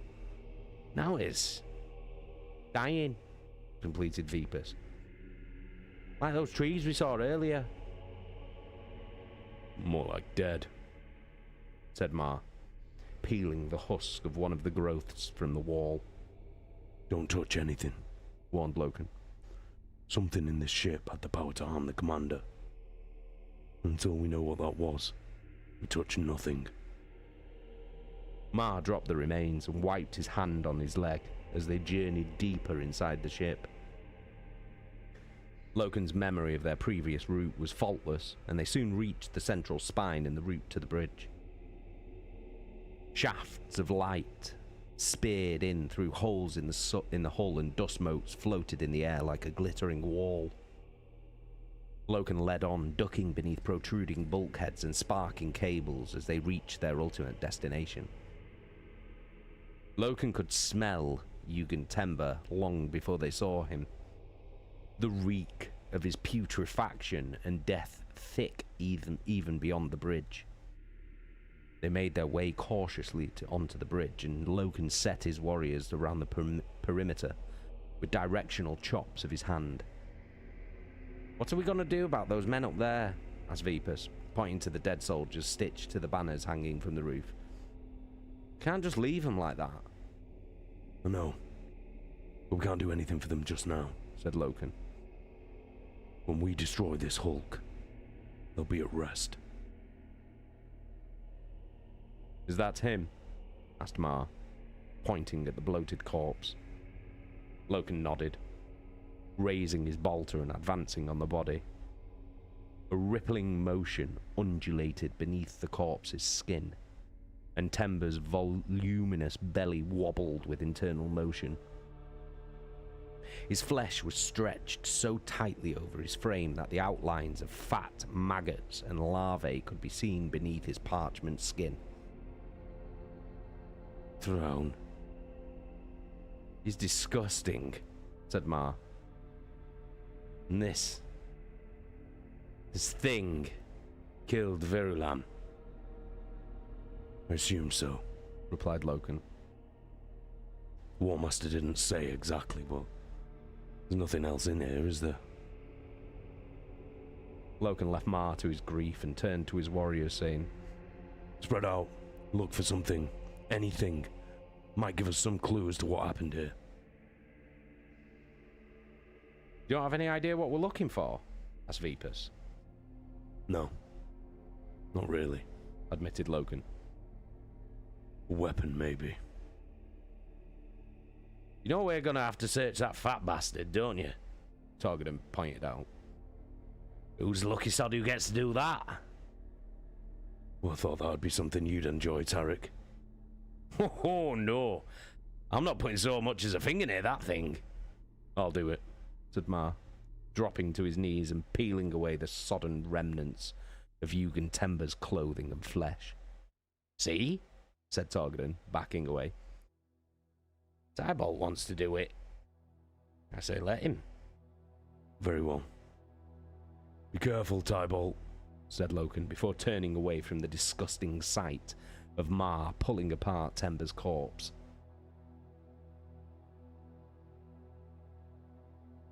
His men began searching the bridge, and Loken climbed the steps to the captain's throne, staring out over the crew pits, now filled with all manner of vile excrescences and filth. It baffled Loken how such a glorious ship and a man of supposedly fine character could come to such a despicable end. He circled the throne, pausing as his foot connected with something solid. He bent down and saw a polished wooden casket. Its surfaces were smooth and clean, and it was clearly out of place in this reeking tomb.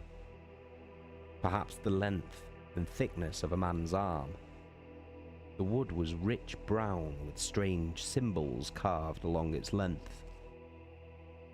The lid opened on golden hinges, and Loken released the delicate catch that held it shut.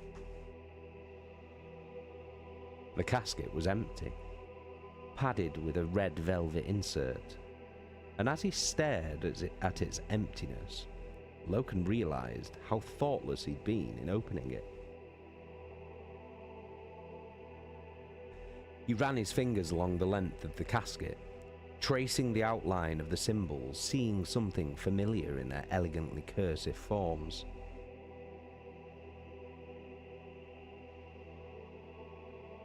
"Over here!" shouted one of Locaster, and Loken quickly gathered up the casket and made his way towards the source of the call. While Tybalt Maud dissembled the traitor's rotten body. What's up? Okay.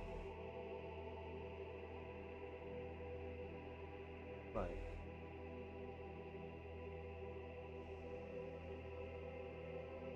Okay. Alright. Okay. Alright. Alright, love you.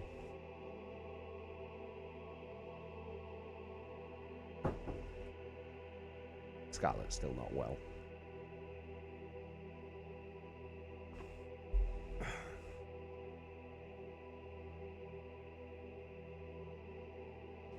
Oh, we are. All right.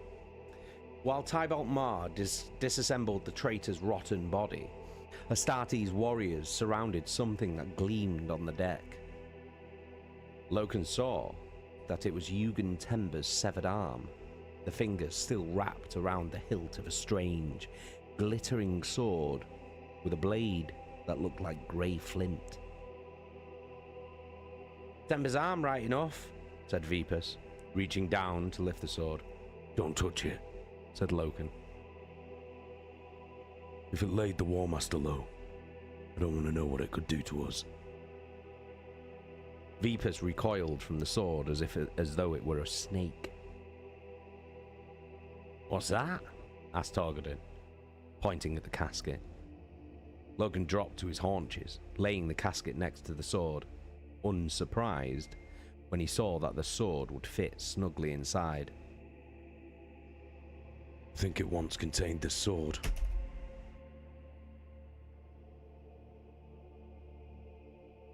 "Looks pretty new," said Vipus. "What's that on the side?" "Writing?" Loken didn't answer, reaching out to prise Tember's dead fingers from the sword hilt. Though he knew it was absurd, he grimaced with each finger he pried loose, expecting the hand to leap to life and attack him. Eventually the sword was free, and Loken gingerly lifted the weapon. "Careful," said Targadin.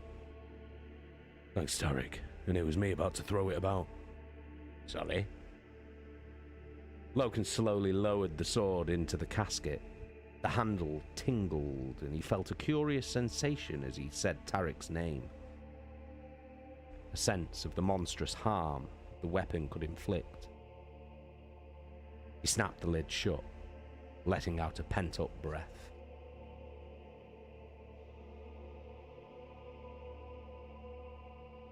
How, in the name of terror, did someone like Temba get hold of a weapon like that?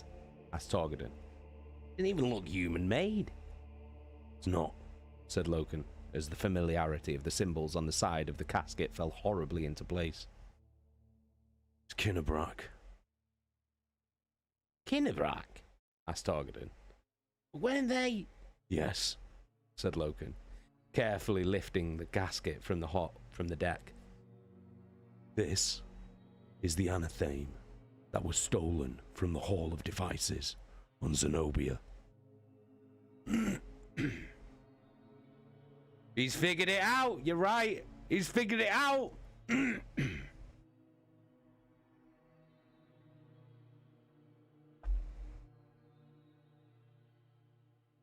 He's figured it out. Well, he's figured out that that's what was stolen.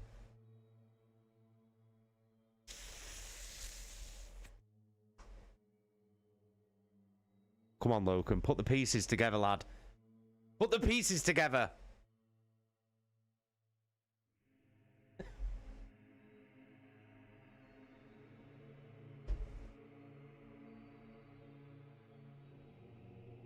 The word went out across the vengeful spirit at the speed of thought, and weeping men and women lined their route. Hundreds filled each passageway as the Astartes bore the War Master on a bier of kite-shaped shields. Clad in his ceremonial armor of winter white with burnished gold trims and a glaring red eye, the War Master's hands were clasped across his golden sword, and a laurel wreath of silver sat upon his noble brow. Abaddon, Aximand, Luke Cedere, Sergar Targost, Falcus Kyber, and Callus Echadon carried him. And behind the War Master came Hector Vavarus and Malagurst. Each one wore shining armor, and their company cloaks billowed behind them as they walked. Heralds and criers announced the route of the cortege, and there was no repeat of the bloody scene on the embarkation deck as the Astartes took this slow march with the beloved leader who had fought beside them since the earliest days of the crusade. They wept as they marched, each one painfully aware that this might be the War Master's last journey. In lieu of flowers, the people threw torn scraps of tear-stained paper, each with words of hope and love written on them. Shown that the War Master still lived, his people burned herbs said to have healing properties, hanging them from smoking censers all along the route. And from somewhere, a band played the Legion March. Candles burned with a sweet smell, and men and women, soldiers and civilians tore at themselves in their grief. Army banners lined the route, each dipped out of respect for the War Master, and pleading chants followed the procession until at last they came to the embarkation deck. His vast gateway was wreathed in parchment, every square centimetre of bulkhead covered with messages for the War Master and his sons. Aximand was awed by the outpouring of sorrow and love for the War Master, the scale of people's grief at his wounding beyond anything in his experience. To him, the War Master was a figure of magnificence, but first and foremost, he was a warrior, a leader of men, and one of the Emperor's chosen. To these mortals, he was so much more. To them, the War Master was a symbol of something noble and heroic beyond anything they could ever aspire to. A symbol of the new galaxy they were forging from the ashes of the Age of Strife. Horus's very existence promised an end to the suffering and death that had plagued humanity for centuries. Old night was drawing to a close, and thanks to heroes like the War Master, the first rays of a new dawn were breaking on the horizon. All that was under threat now, and Aximand knew he had made the right choice in allowing the others to take Horus to Davin. the Lodge of the Serpent would heal the War Master, and if that involved powers he might once have condemned, then so be it.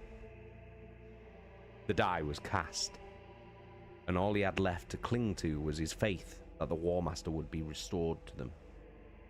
He smiled as he remembered something the War Master had said to him on the subject of faith. The War Master had typically delivered his words of wisdom at a wholly inappropriate time, right before they had left from the belly of a screaming stormbird into the green-skinned city on Ulanor. When you have come to the edge of all that you know, and are about to drop off into the darkness of the unknown, faith is knowing that one of two things will happen, The War Master had told him. And what are they? He'd asked. that there will be something solid to stand on, or you will be taught to fly, Laughed Horus as he jumped. The memory made the tears come all the harder as the huge iron gate of the embarkation deck rumbled closed behind them, and the Astartes marched towards the War Master's waiting Stormbird. That's the end of chapter 12.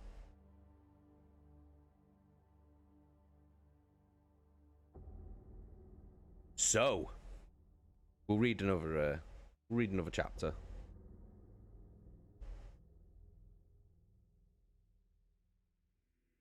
So Loken has found the Anathame blade, and he's realized exactly what it is. That it's the blade that was stolen from the Hall of Devices on that Interrex planet, which started a massive kickoff. He knows exactly what it is. But does he know how it's got there?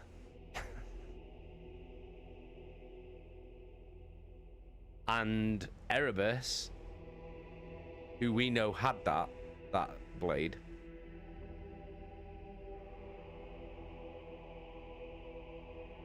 has convinced the Sons of Horus Space Marines to take the War Master to this tribe or whatever on this moon, literally where they are now, on Davin's moon, because apparently they can heal him.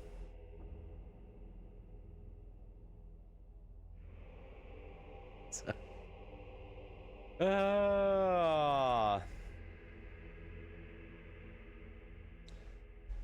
Chaka, how are they not more suspicious of Erebus? Grief?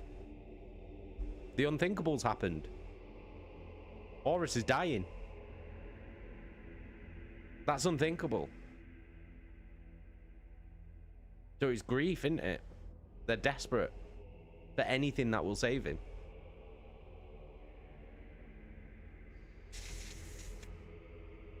And obviously, Loken and Targadon aren't there because they're already on the moon and they've just found that blade. So they're not there to say no, basically. Because they obviously would have gone, no. Loken definitely would have said no. He would have said, fuck off. You know what Loken's like.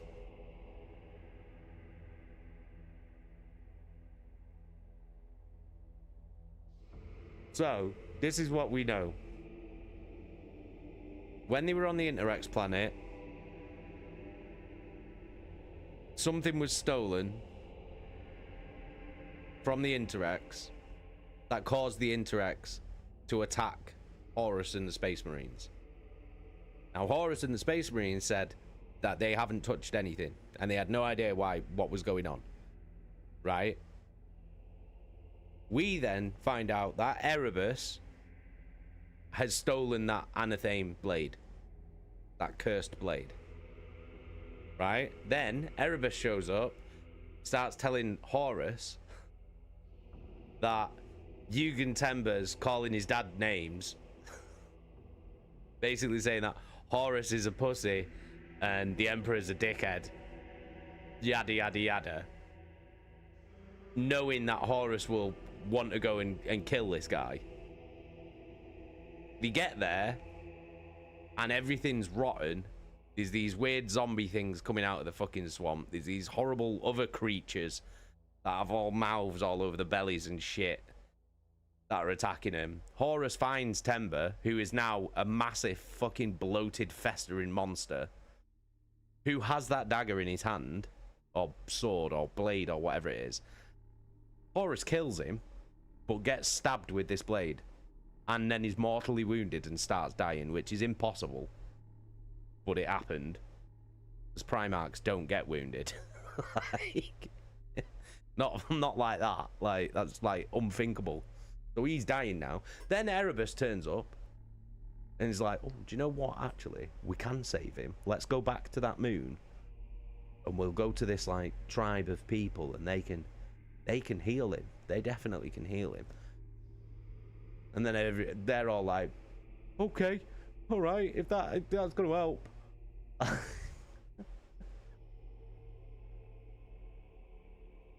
And Loken and Targadon are already on that moon and have just found that dagger. And Loken's just starting to put the pieces together, because he's like, I know exactly what that is, and I know where that's from. What do you think is going to happen?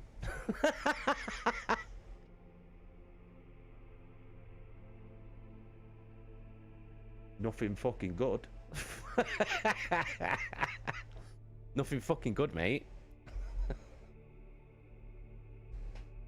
And fucking Loken and Targadon aren't there to stop any of this.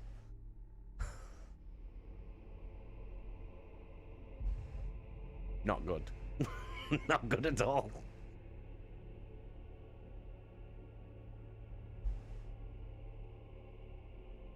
Chaka, I'm just confused if Erebus is working for someone else. We don't know, do we? He could be working for someone else. He could be working for himself. He could be, do you know what I mean? He could just be doing this off his own back. Owen, Loken's going to go back to the ship to tell everyone, finds they're down on Davin and they've got no time to stop what's about to happen. Shit.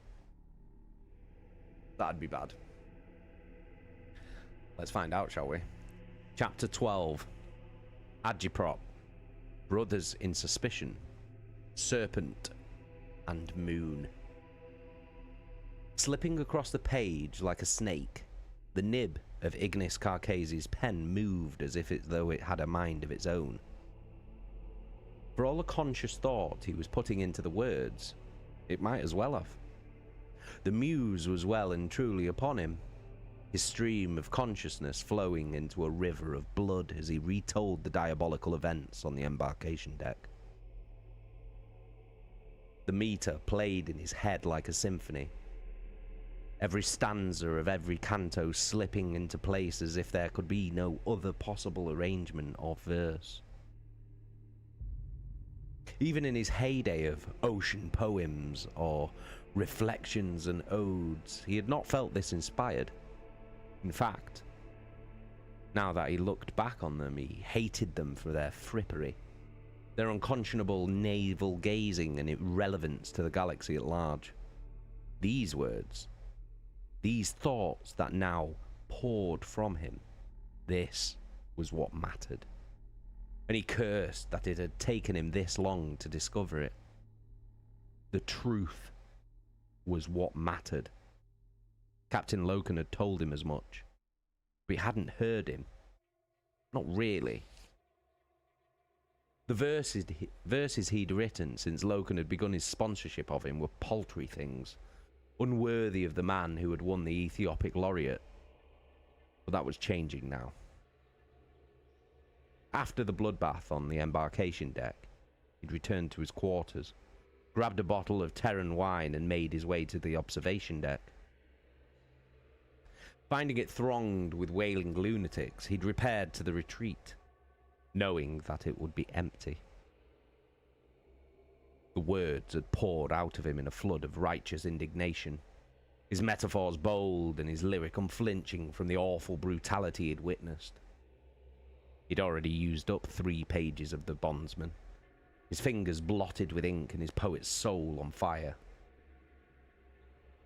Everything I've done before this was prologue, he whispered as he wrote. Farkesi paused in his work and he pondered the dilemma. The truth was useless if no one could hear it. The facilities set aside for the Remembrances included a presswork where they could submit their work for large-scale circulation. It was common knowledge that much of what had passed through it was vetted and censored, so few made use of it. Farkesi certainly couldn't, considering the content of his new poetry. A slow smile spread across his jowly features, and he reached into the pocket of his robes and pulled out a crumpled sheet of paper, one of Euphrates Keeler's Laetitio Divinatus pamphlets, and spread it out flat on the table before him with the heel of his palm. The ink was smeared and the paper reeked of ammonia, clearly the work of a cheap mechanical bulk printer of some kind. If Euphrates could get the use of one, then so could he. Loken permitted Tybalt Mar to torch the body of Yugen Temba before they left the bridge. His fellow captain, streaked with gore and filth, played the burning breath of a flame unit over the monstrous corpse until nothing but ash and bone remained. It was small satisfaction for the death of a brother, not nearly enough, but it would have to do. Leaving behind the smouldering remains, they retraced their footsteps back to the glory of Terra. The light was fading on Davin's moon by the time they reached the outside, the planet above a pale yellow orb hanging low in the dusky sky.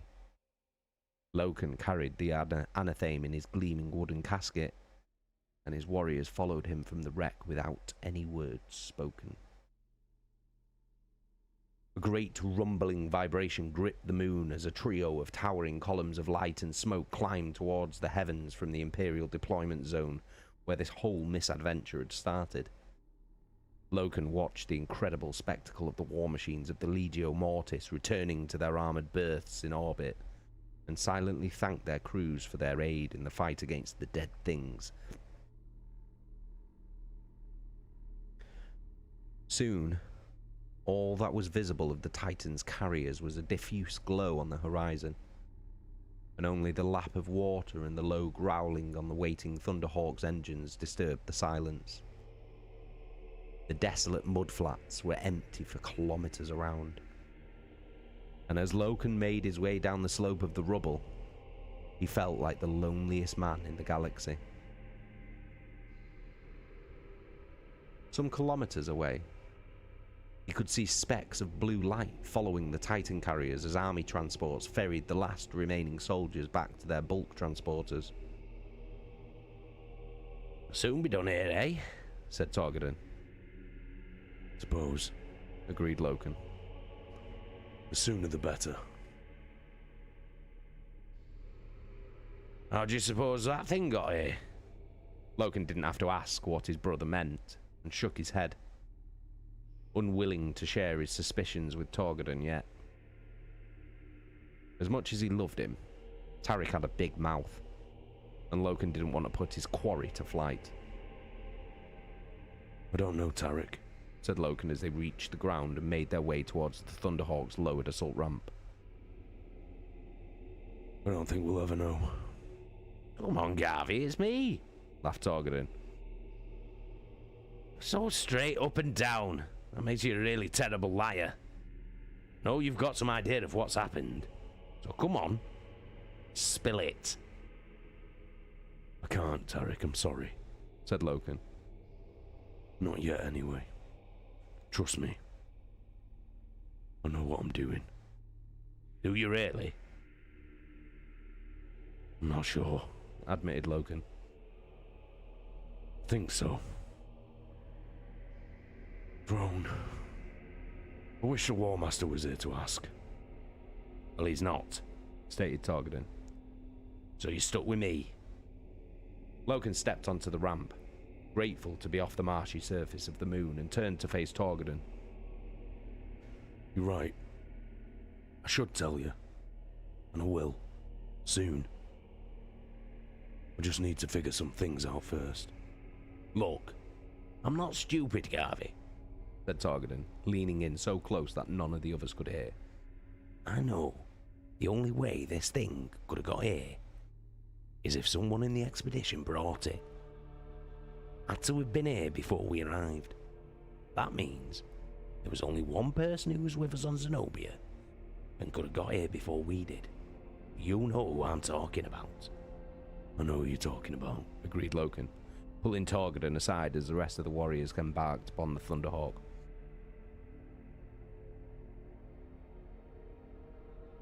What I can't figure out is why. Why go to all the trouble of stealing this thing and then bringing it here? And break that son of a bitch in two if he had something to do with what's happened to the War Master, snarled Targadin. The Legion will have his hide. No, hissed Loken. Not yet. Not until we find out what this is all about, and if anyone else is involved. I just can't believe that someone would dare to move against the War Master. Is that what you think is happening? A coup? Think that one of the other Primarchs is making a play for the role of War Master? I don't know. All sounds too far-fetched. Sounds like something from one of Cinderman's books. Neither man said anything. The idea that one of the Eternal Brotherhood of Primarchs might be attempting to usurp Horus was incredible, outrageous, and unthinkable. Wasn't it? Hey! Called Vipers from inside the Thunderhawk. What are you two conspirators plotting? Nothing, said Loken guiltily. We were just talking. Well, finish up. We need to go now. Why? What is it? Asked Loken as he climbed aboard. The War Master, said Vipers. They're taking him to Davin. The Thunderhawk was in the air moments later, lifting off in a spray of muddy water and a flare of blue hot jet fire. The gunship circled the massive wreck, gaining altitude and speed as it turned towards the sky. The pilot firewalled the engines and the gunship roared up into the darkness. Shit.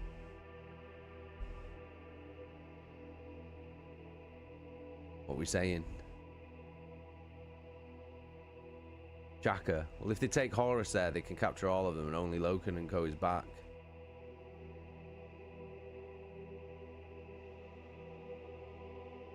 Well, you know what's happening now. You know that they're all taking Horus to Davin. So they better get a fucking wriggle on.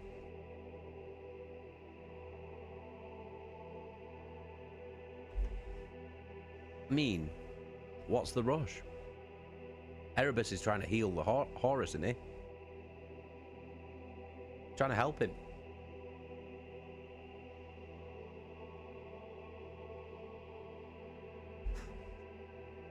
I mean, this shit's fucked, bro.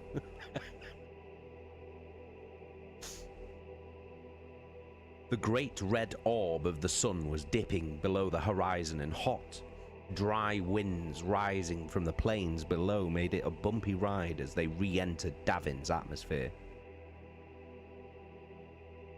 Chaka, I think it's Abaddon who wants to be War Master. Really? Interesting. Interesting. What makes you say that? The continental mass swelled through the armored glass of the cockpit, dusty and brown and dry. Loken sat up front in the cockpit with the pilots and watched the avionics panel as the red blip that represented the location of the War Master Stormbird drew ever closer. Far below them, he could see the glittering lights of the Imperial deployment zone where they had first made planetfall on Davin. A wide circle of arc lights, makeshift landing platforms and defensive positions. The pilot brought them in at a steep angle, speed more important to Loken than any notion of safe flight, and they streaked past scores of other landing craft on their way to the surface. Why so many? Wondered Loken as their flight leveled out and they shot past the wide circle of light, seeing soldiers and servitors toiling to expedite the approach of so many landing craft. No idea, said the pilot, but there's hundreds of them coming down from the fleet. Looks like a lot of people want to see Davin. Loken didn't reply.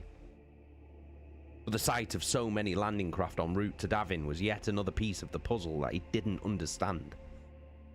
The Vox networks were jammed with insane chatter, weeping voices and groups claiming that the end was coming, while yet others gave thanks to the divine emperor that his chosen champion would soon rise from his deathbed. None of it made any sense. He tried to make contact with the Mournival, but no one was answering, and a terrible foreboding filled him when he couldn't even reach Malagurst on the Vengeful Spirit. The flight soon carried them beyond the Imperial position, and Loken saw a ribbon of light stretching north from the landing zone. A host of pinpricks of light pierced the darkness, and Loken ordered the pilot to fly lower and reduce speed. A long column of vehicles, tanks, supply trucks, transporter flatbeds, and even some civilian traffic drove along the dusty hardpan, each one swamped with people, and all heading to the mountains as fast as their engines could carry them. The Thunderhawk powered on through the fading light of day, soon losing sight of the column of vehicles that was heading in the same direction. How long until we reach the War Master's position? He asked. Current speed, maybe 10 minutes or so, answered the pilot. Loken tried to collect his thoughts, but they had long since derailed in the midst of all this madness. Ever since leaving the Interrex, his mind had been a whirlpool, sucking in every random thought and spitting it out with barbs of suspicion. Could it be that he was still suffering the after effects of what had happened to Jubal? Might the power unlocked beneath the Whisperheads be tainting him so that he jumped at shadows where none existed?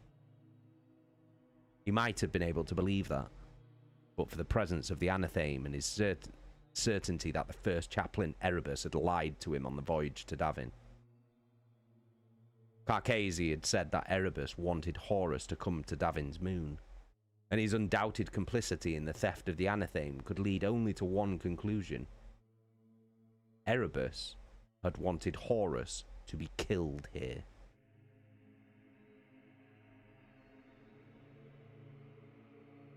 But that didn't make any sense either. Why go to such convoluted lengths just to kill the War Master? Surely there had to be more to it than that. Facts were slowly accumulating, but none of them fit.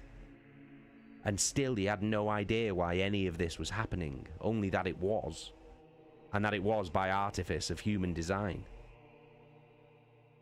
Whatever was going on, he would uncover the conspiracy and make those involved pay with their lives. We're coming up on the War Master Stormbird, called the pilot. Loken shook himself from his venomous reverie. He hadn't been aware of time passing, but immediately turned his attention to what lay beyond the armored glass of the cockpit. Tall mountain peaks surrounded them, jagged cliffs of red stone veined with gleaming strata of gold and quartz. They followed the course of an ancient causeway along the valley, its flagstones split and cracked with the passing of the centuries. Statues of long-dead kings lined the processional way, and toppled columns littered this forgotten highway like fallen guardians. Shadows plumbed the depths of the valley along which they flew, and in a gap ahead, he could see a reflected glow in the brazen sky. The pilot dropped their speed, and the gunship flew through the gap into a colossal crater gouged from the landscape like an enormous flat-bottomed basin. The sheer sides of the crater soared above them, its diameter thousands of meters across. A huge stone building stood at its center, carved from the same rock as the mountains and bathed in the light of 1,000 flaming torches.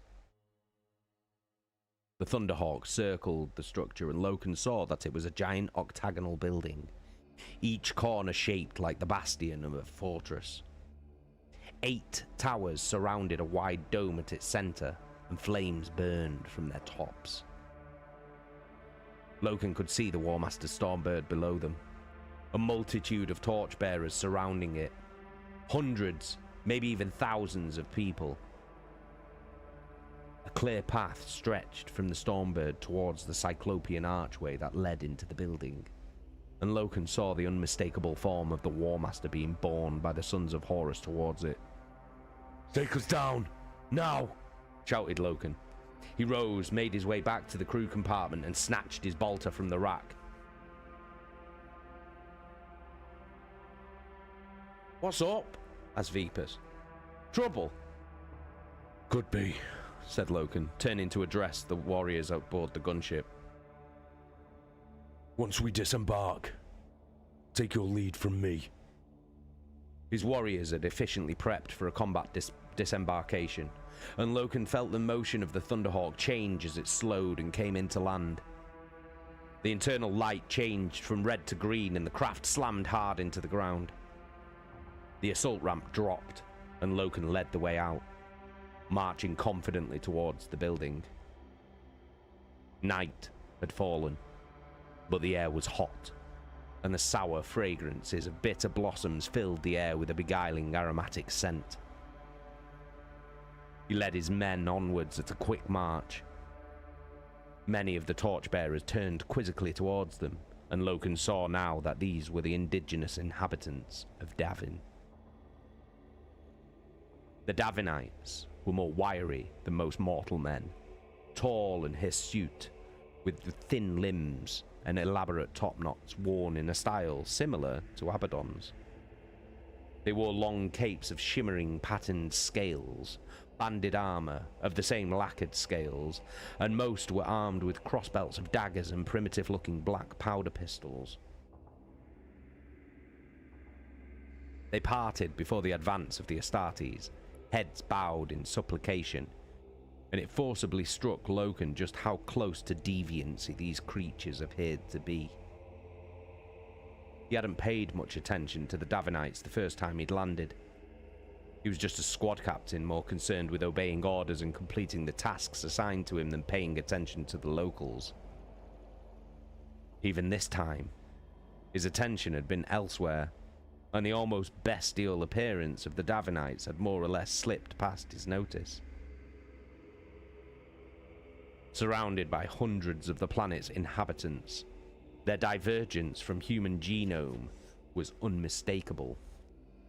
And Loken wondered how exactly they had avoided extermination 6 decades ago, especially since it had been the Word-Bearers who had made first contact with Davin, a legion not noted for its tolerance of anything beyond the norm. Loken was reminded of Abaddon's furious argument with the Warmaster over the question of the Interrex, and of how the first captain had demanded that they make war upon them for their tolerance of Xenos breeds. If anything, Davin was a far more of a textbook case for war, but somehow that hadn't happened.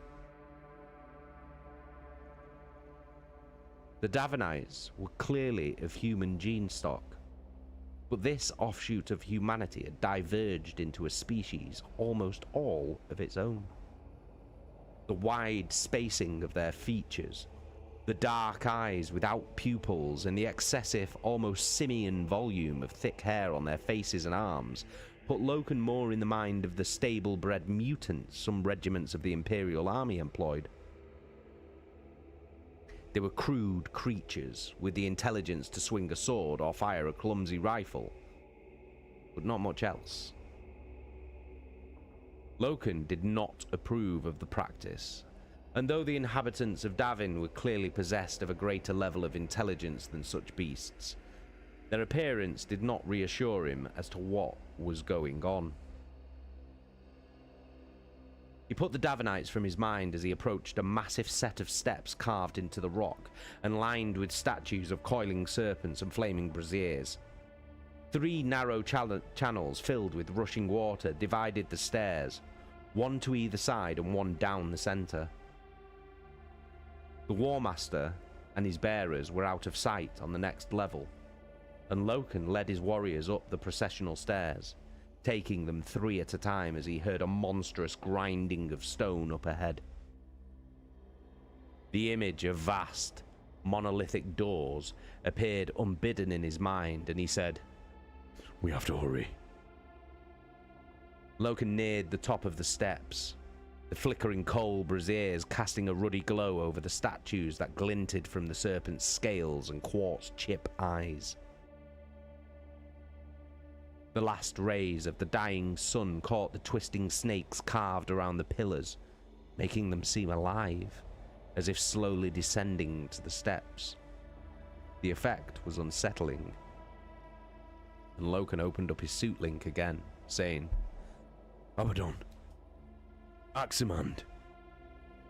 Can either of you hear me respond? His earpiece hissed with static, but his hails received no answers, and he picked up the pace.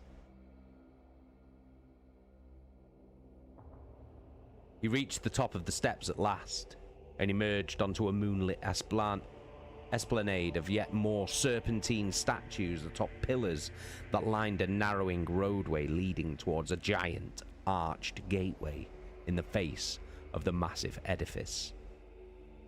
Wide gates of carved and beaten bronze with a glistening spiraled surface rumbled as they swinged closed, and Loken felt his skin crawl at the sight of that dread portal. Its yawning darkness rich with the promise of ancient primal power. He could see a group of Astartes warriors standing before it, watching as the monstrous gate shut. Loken could see no sign of the War Master. Pick up the pace. Battle march, he ordered, and began the loping, ground-eating stride that the Astartes adopted when there was no vehicle support. Marching at this speed was sustainable over huge distances and still allowed a warrior to fight at the end of it. Loken prayed that he wouldn't be required to fight at the end of this march.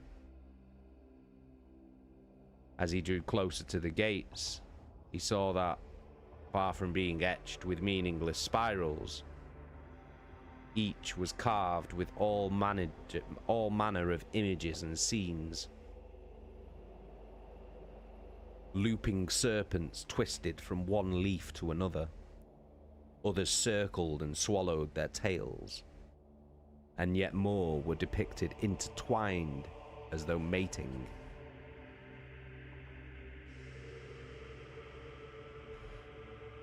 Only when the gate slammed shut with a thunderous boom of metal did he see the full image. Unlike the commander, Loken was no student of art. Nevertheless, he was awed by the full impact of the images worked onto the sealed gateway. Central to its imagery was a great tree with spreading branches, hanging with fruit of all description. Its 3 roots stretched out beyond the base of the gates and into a wide circular pool that fed the streams running the length of the esplanade, before cascading down the grand stairs. Twin snakes coiled around the tree, their heads entwined in the branches above, and Loken was struck by its similarity to the symbol borne upon the shoulder guards of the Legion Apothecaries. 7 warriors stood at the edge of the pool of water before the massive gate. They were armored in the green of the Sons of Horus, and Loken knew them all. Abaddon, Aximand, Targost, Sedere, Ekadon, Kyber, and Malagurst. None wore their helmets, and as they turned, he could see that each one had the same air of helpless desperation. He had walked into hell with these warriors time and time again, and seeing his brothers with such expressions on their faces drained him of his anger. leaving him hollow and heartbroken. He slowed his march as he came face to face with Aximand.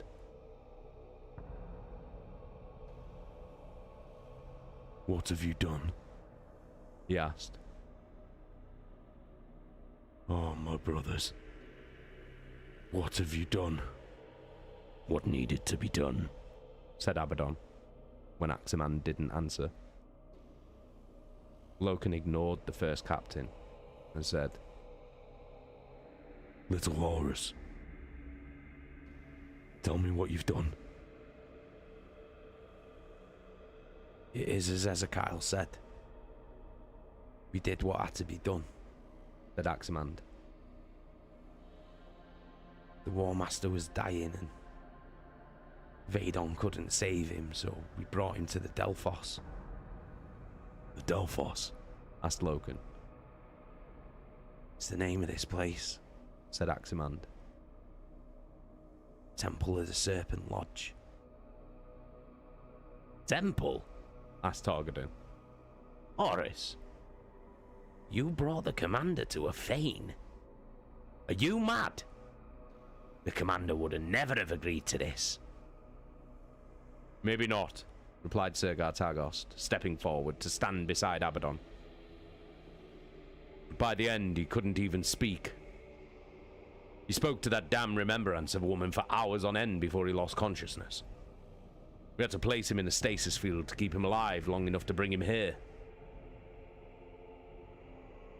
Is Tariq right? Asked Loken. Is this a fane? Fane, Temple, Delphos, House of Healing, call it what you will, shrugged Targost.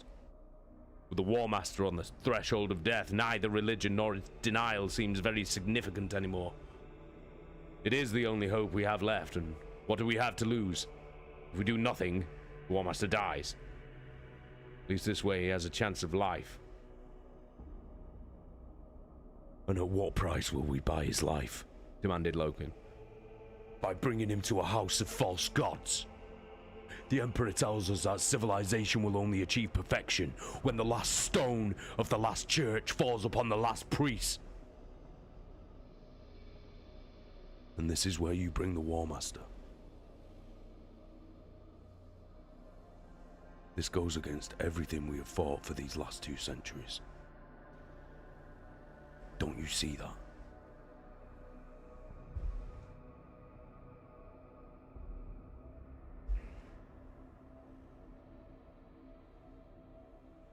If the Emperor was here, he would do the same, said Targos. And Loken felt his collar rise to the surface at such hubris. He stepped threateningly close to Targos. You think you know the Emperor's will, Sergar? Does being Lodge Master of a secret society give you the power to know such a thing? Of course not, sneered Targost. But I know he would want his son to live. By entrusting his life to these savages. It is from these savages that our own quiet order comes, pointed out Targost. Yet another reason for me to distrust it, then. Snapped Loken, turning from the Lodge Master and addressing Vipers and Torgadon. Come on. We're getting the War Master out of there. You can't, said Malagurst, limping forward to join Abaddon. And Loken had the distinct impression that his brothers were forming a barrier between him and the gateway. What do you mean? It's said that once the Delphos gate is shut, there is no way to open it save from the inside. A man in need of healing is carried inside and left to whatever the eternal spirits of deceased things decree for him.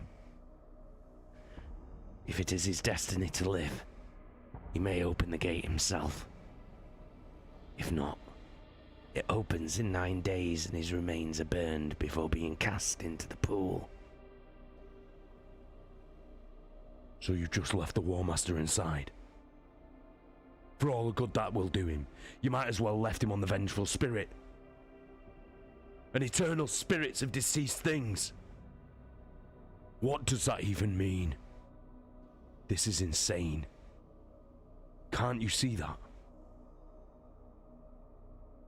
Standing by and watching him die would have been insane, said Malagurst. You judge us for acting out of love. Can't you see that? No, Mal. I can't, replied Loken sadly. How did you even think to bring him here anyway? Was it some secret knowledge your damn lodge is privy to? None of his brothers spoke. And as Loken searched their faces for answers, the truth of the matter was suddenly, horribly clear to him. Erebus told you this place, didn't he? Yes, admitted Targost. He knows of these lodges of old and has seen the power their healing houses. If the War Master lives, you will be thankful he spoke of it. Where is he? Demanded Loken. He will answer to me for this. He's not here, Garvey, said Aximand. This was for the Sons of Horus to do. Then where is he now? Still on the vengeful spirit? Aximand shrugged. Suppose so. Why is it important to you? I believe you've all been deceived, my brothers, said Loken. Only the Emperor has the power to heal the War Master now. All else is falsehood, and the domain of unclean corpse whisperers. The Emperor is not here, said Targos bluntly. We take what aid we can. What of you, Tarek? Put in Abaddon. Will you turn from your Mournival brothers as Garviel does? Stand with us. Garvey may be a Starjar, says Akal. But he's right. I can't stand with you on this one. Sorry, said Targadin as he and Loken turned away from the gate. You forget your Mournival oath, cried Abaddon as they marched away. You swore to be the Mournival to the end of your lives. You will be oath breakers. The words of the first captain hit Loken with the force of a bolt around, and he stopped in his tracks. Oathbreaker. The very idea was hideous.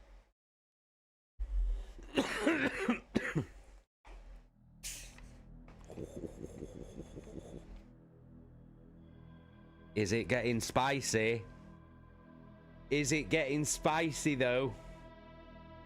Need to wet me whistle.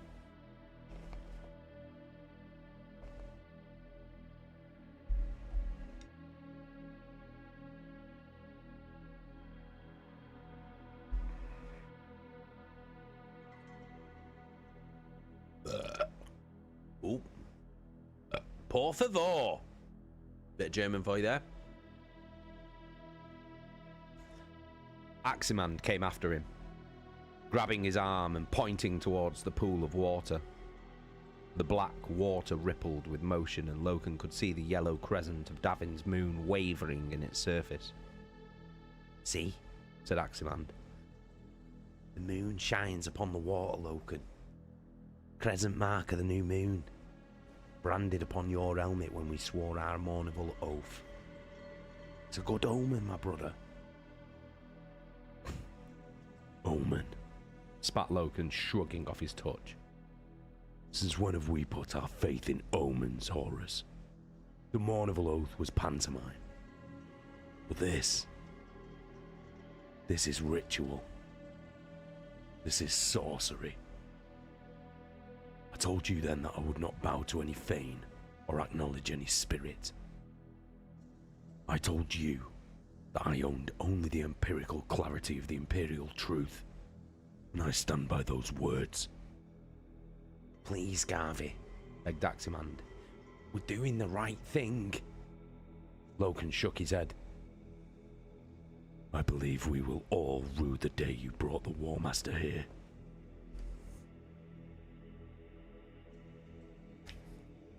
There we go. That's it. That's it. That's as far as we get. I believe we are in part 3 next week.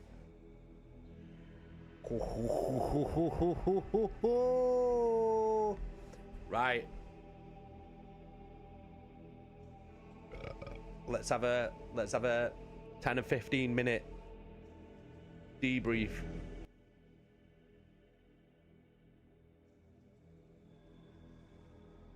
Have a 10 or 15 minute debrief. What do you think's going on? So, they've took Horus to this place, and when they've got there,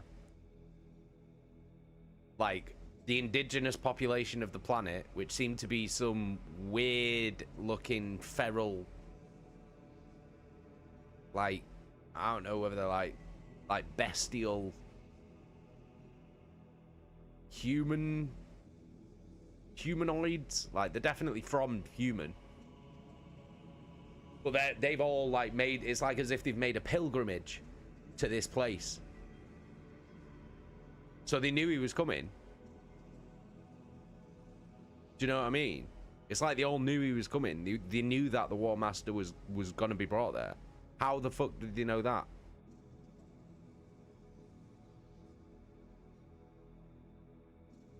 Nosset, it's all kicking off, bro. Shit's going down. Just catch the VOD, man. But like, basically, I can give you a rundown of what's going on. So basically,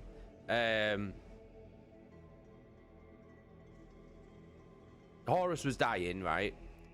And he's on his deathbed. He's not getting better. They can't do anything for him. And then guess who turns up? Fucking Erebus. And he's like, yeah, Erebus is the twat. Erebus is like, I know somewhere we can take him that can heal him. And obviously, the fucking Space Marines that are there are all beside themselves with grief. So they're like, yeah, okay. Like, yeah. So Erebus has basically told him, because Loken and Torgadon aren't there. But we'll get to where they've been in a minute. So Erebus convinces like Abaddon and Aximand and the rest of them to take Horus to this place, to the planet that they're basically at, which is convenient, and take him to this place. And there's some like priests there or something that can heal him. So they've gone, yeah, okay, then we'll do that, because they're all like fucking griefed out to shit. And then meanwhile, Loken and Torgadon have gone back to that moon where Horus got stabbed, gone onto that ship, found that thing's body, and found the fucking blade, which Loken's recognized straight away, and gone, this is that blade that was stolen from that planet. And then he's put 2 and 2 together and gone, fucking Erebus. Erebus is doing something here. And then he gets a fucking message basically saying that the Mournival are taking War Master to Davin, the planet. So then they race off there to get there quick. And when they get there, the Mournival are all stood in front of this fucking, I don't know, like a cave or temple or something. And the door's been shut and Horus is inside. They've put his body inside and shut the door. And the door will not open.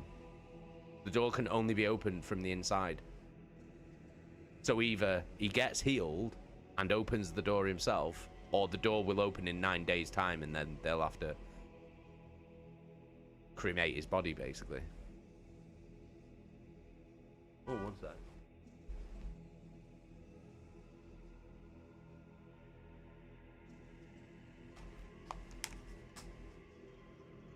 So yeah,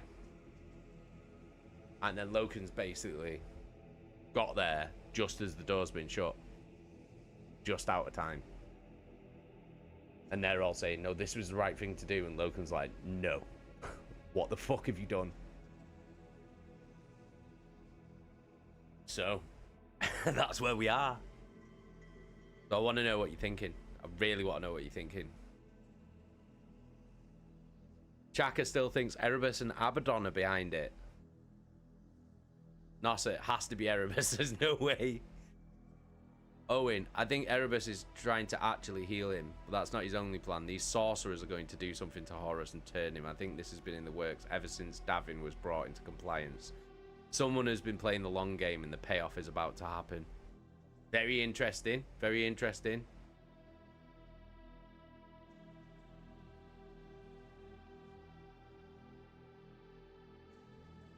Chaka, I fucking love Loken. He's the man, innit? He's the man.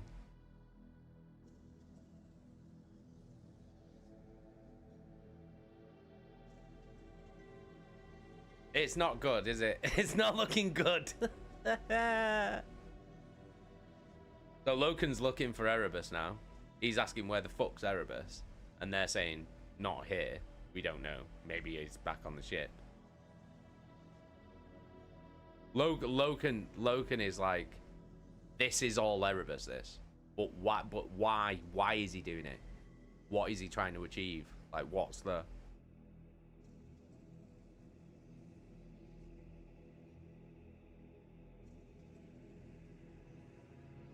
It does like it does seem like shit's been in the planning for a while. You know what I mean? Because of all these things. So that Jugendtember, that like big thing that stabbed Horus, the thing that Horus killed, he was put there like 60 years ago. Like that planet and that moon were brought into compliance 60 years ago. And that planet that they're on now, where all these weird human things are, the word bearers, Erebus's legion, brought that planet into compliance. And Loken was saying, I find it very fucking weird that all these like mutant human things are just mooching about, just doing their own thing, when this is a planet that was brought into compliance by the word bearers.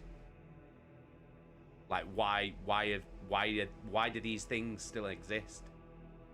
Like, these should have been exterminated. Do you know what I mean? So it does seem like some long play things going on.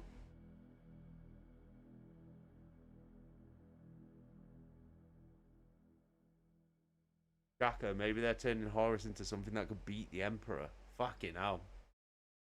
You have to be pretty fucking powerful to do that. Chaka, and how come the Emperor knows nothing about all this? That's a good question. That is a good question. Because the Emperor has foresight. He can see the future. Or potential futures. But Sanguinius has that as well. And the Night Haunter as well. He has that as well.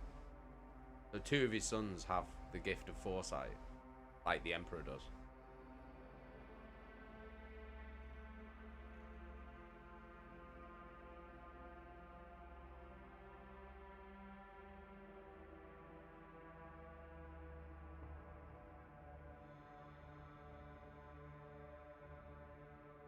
So yeah, pretty crazy. That is a good question though. Why does the Emperor not know about this? But then again, the Emperor is back on Terra, doing something important, doing important work, that he wouldn't even tell Horus what it was. So whatever it is that the Emperor's doing, must be like Very important, obviously very important for him to leave the crusade and leave everything in Horus's charge. And then I'm assuming maybe it's so distracting or such a big job, whatever this work is that he's doing, that he can't see this. Or maybe there's something else in play that's preventing him from seeing it. You know what I mean?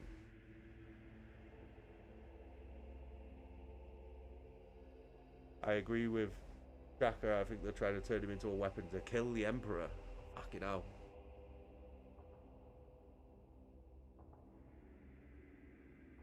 There's something that doesn't add up, and too many people being gullible. I think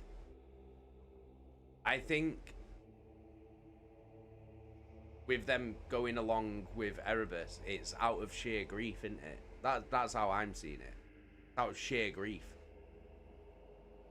Because you gotta remember, a Primarch has been felled. Crazy that's like completely unthinkable, like incomprehensible. And it's their Primarch as well. He's like their father, basically.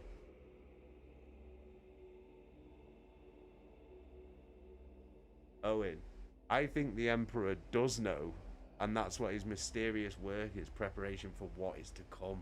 Fuck. Holy shit. That's interesting. It's all interesting. I'm loving seeing, like, how you're perceiving what's happening and what you think might be happening. It's well sick.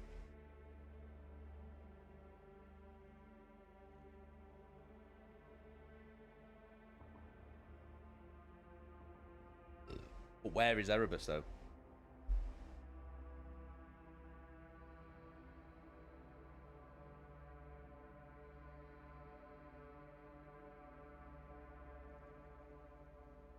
Fucking Erebus, man.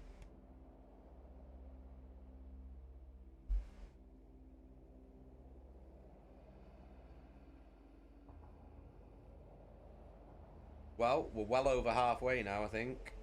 Oh, yeah. Nearly two-thirds through now. Jacka, yeah, going back to a place where the shit started because the weapon got stolen. Seems silly that no one is suspicious, at least. How long ago was that? Was it 60 years? Nah, it can't have been 60 years.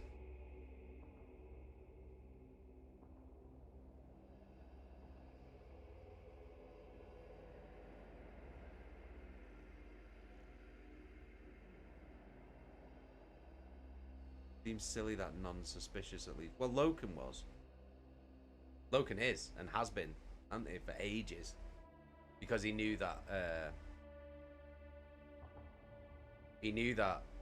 Erebus lied about it.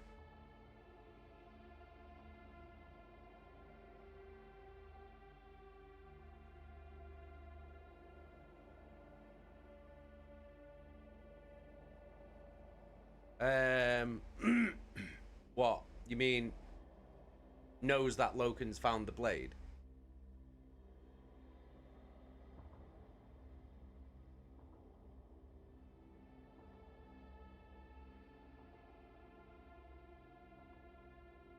Yeah, Loken didn't mention it to them. But he did say, I feel like you've all been deceived. Where's Erebus? And he already spoke to Abaddon, didn't he? Saying that he doesn't trust Erebus.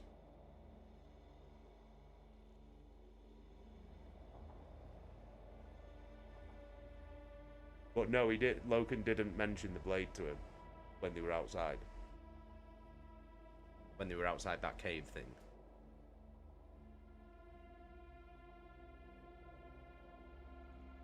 He's trying to keep his cards close to his chest, though, isn't he? The only person he spoke to about it was Erebus. The only person he spoke to about Erebus was Tarek. That's the only person. Because he kept it secret, even from like what he was thinking, even from Mara and Vipus, who were with him when he found the blade.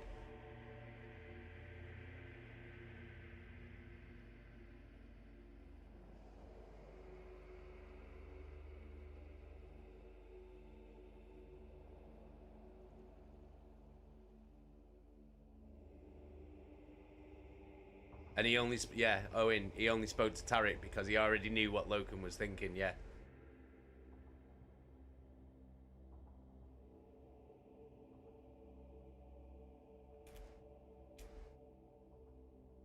Need Loken to get his hands on Erebus. Need Loken to get his fucking hands on Erebus, man.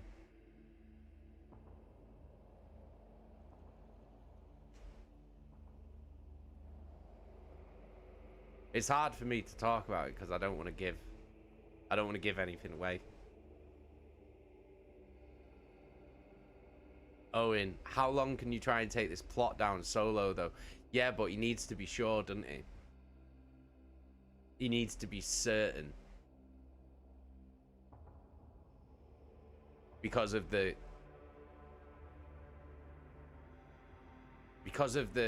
like gravity of what he would be accusing someone of. And who he's accusing as well. He's not just accusing a space marine.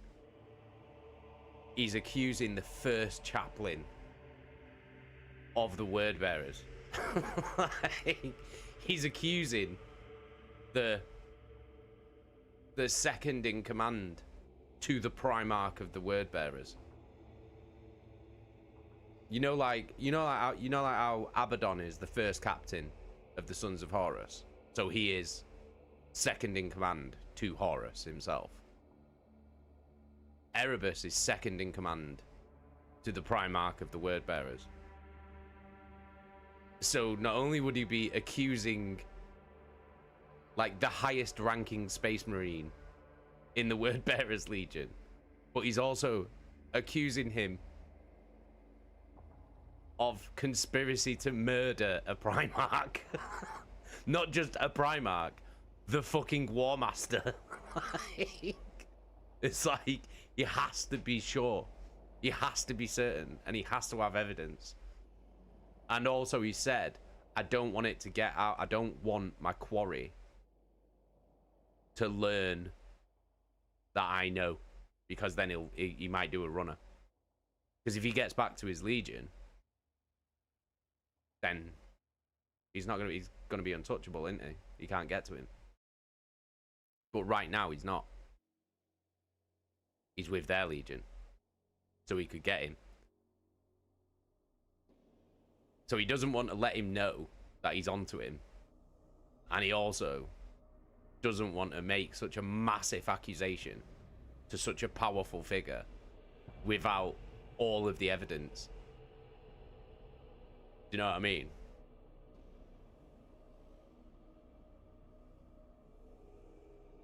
Chaka, they can't be suspicious, but then again, they all know where Horus got hurt, though. Yeah.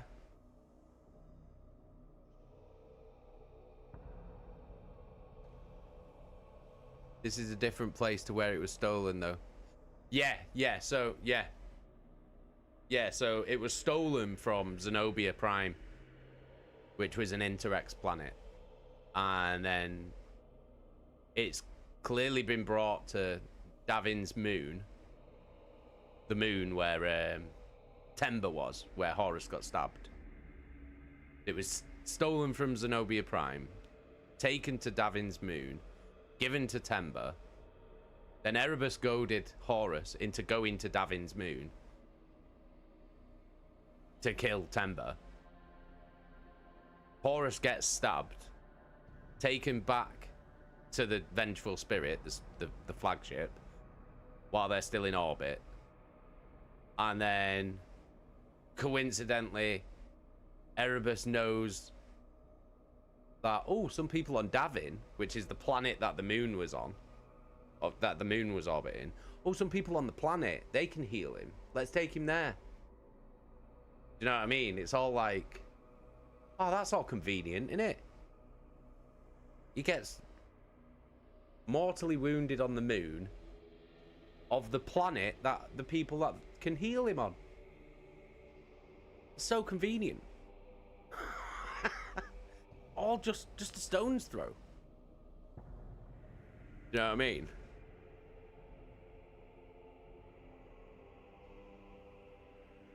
Chaka, Abaddon is a shit. Abaddon wants the power himself. We heard his speech. Owen, personally, I think that speech is genuine. I think he's scared, terrified at the thought of the War Master dying. And he's fucking fuming the Emperor has just left them all and allowed this to happen. Yeah.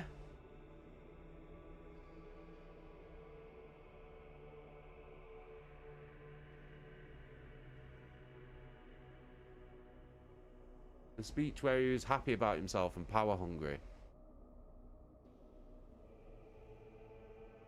Owen, wasn't it Erebus who brought them here in the first place? Yeah.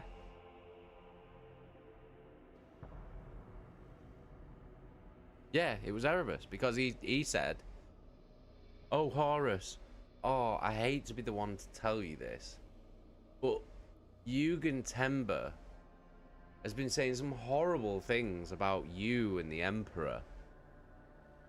Just so bad, and I really hate to be the one to have to tell you this personally." You know what I mean? Knowing exactly what Horus, how Horus would react. He completely played him. Totally played him. And Horus just fucking...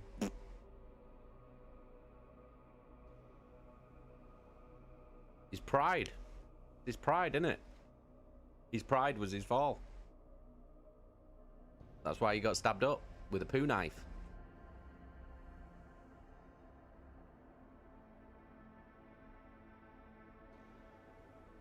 Yeah. Fucking Erebus, man. Completely played him. Completely played him. And Horus just totally played into Erebus's hands.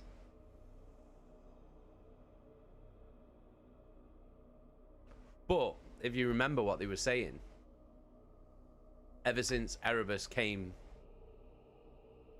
over to well, he's kind of been seconded, hasn't he?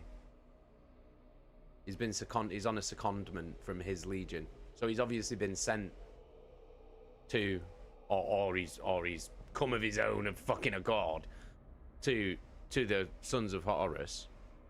And then he's managed to... They were saying that when they were traveling from where they were with the war with the Interrex to where they started this book at, that entire time basically Erebus had managed to weasel his way in to Horus's inner circle, and Horus had basically been spending more and more time with Erebus.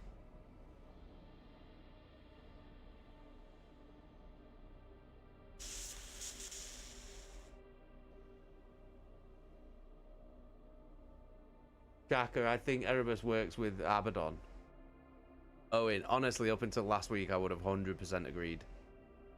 But I think we might have misjudged Abaddon. That said, I still don't trust him.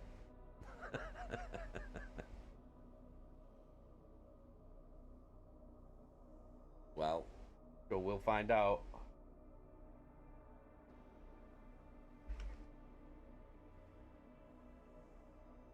He seems genuinely upset about what's happening and terrified about what's happening to the War Master. They all do. Except one person. Begins with an E. Owen, can't believe I have to wait a full week for this. Yep. Yes, you do. Smashing through it, though. 2 chapters a week. Easy peasy. Easy work.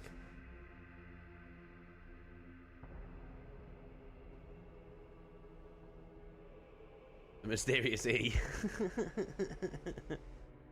Because he's a fucking dick. Fucking Erebus, man.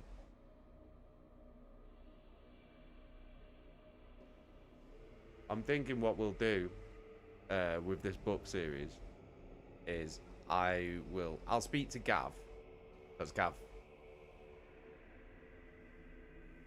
Gav knows, like, anything about Warhammer. Ask Gav. Gav knows, like, he'll know, because there's like 50 books, maybe even more in the entire series, and I don't want to read them all. So I'll ask him which ones are the main story, which ones like follow the main story, and I'll just get them. Jack, I really enjoy it. Do you think we get book 3 too? Yeah. Like when I'm getting towards the end of this, I'll order the 3rd book.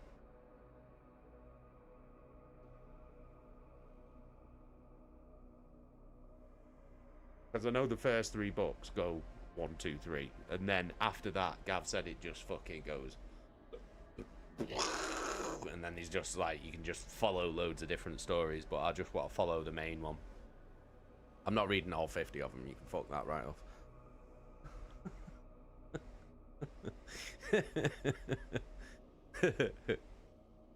But we'll work through the main ones. I think I've got another 2 up there that I think are in the main gist. But Jessica, if anyone has any questions, ask the fellow who's a massive Warhammer nerd as well. Yeah. But it's just about the order of the books. That's what I'm talking about. Because I don't want to give too much. I don't want to do any spoilers. That's what I'm like trying to avoid for the people that haven't read the books. Jacka, well, we can get the first 3 and then try something else. Yeah, I mean, we can do, yeah. Like, I'm good for whatever. But yeah, I can't read all 50 of them, fucking hell. Because they're not small. They're not small books, like. I'll be fucking old and grey by the time we get through them. But we'll read the main story arc. We're all slowly getting addicted to the Warhammer lore. It's my favorite fictional setting ever. Because it's just genius. It's amazing. And we're not even like reading the current story that's going on at the moment. We're reading the story from 10,000 years before. Jacko, Warhammer should sponsor your stream, Slam King. Yeah, I wish. I don't want money, I just want free Warhammer. You can pay me in Warhammer. Pay me in Space Marines. The story that we're reading is the story that sets up what Warhammer is now. The story in Warhammer now. Sets up the universe for what it is now. And I think it's one of the best, like, stories ever. Like...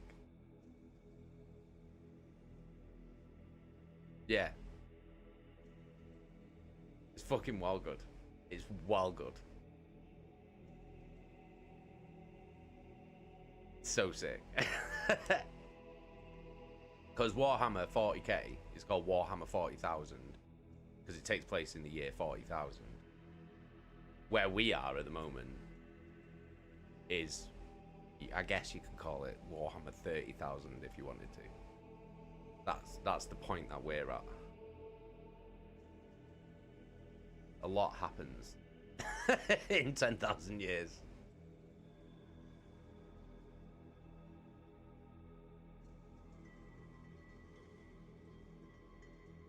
Joe Bad could get sponsored by Astro, you could get sponsored by Warhammer. Yeah. The thought would be a nice thing. Let me drown in Chaos Space Marines. I'm already drowning in Chaos Space Marines.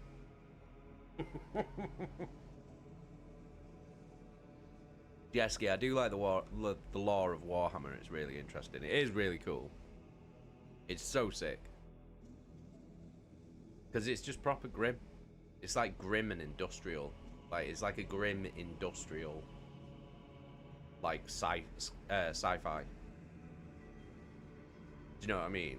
And there's like, there is like ooh, futuristic, like, sci-fi in it. But, like, the human end of it, like, the human Imperium, like, very, like, very industrial. Do you know what I mean? Like, rather than... rather than like, oh, like, ooh, space lasers, and you know what I mean? It's like very mechanical and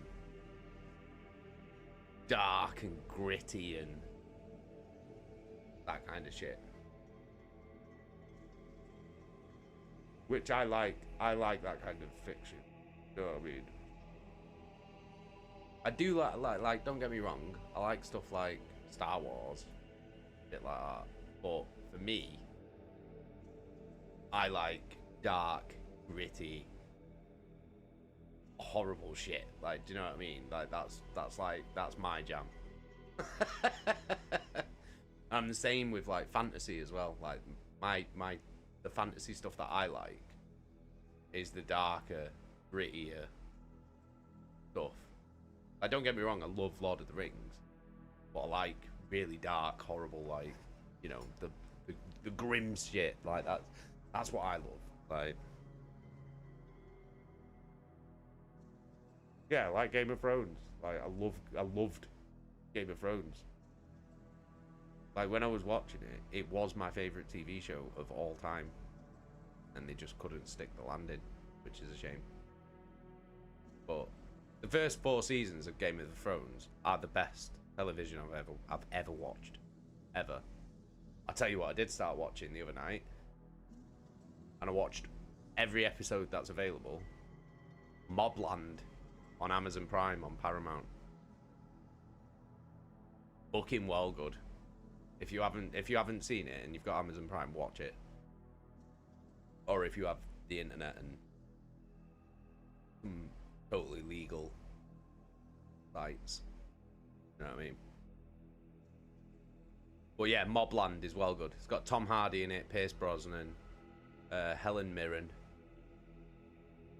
Paddy Considine.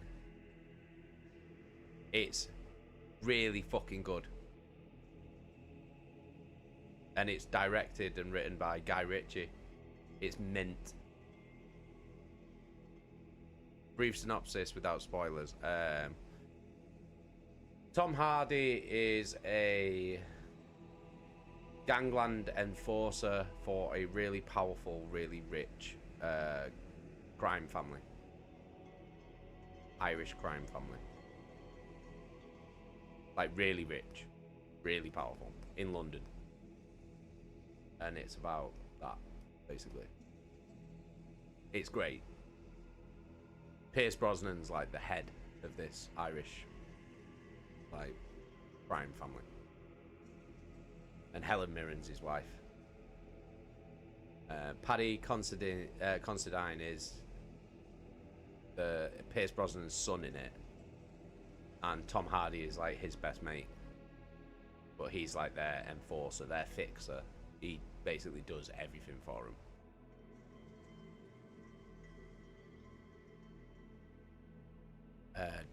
Chaka, did you ever watch Altered Carbon? I watched the first series and really, really liked it.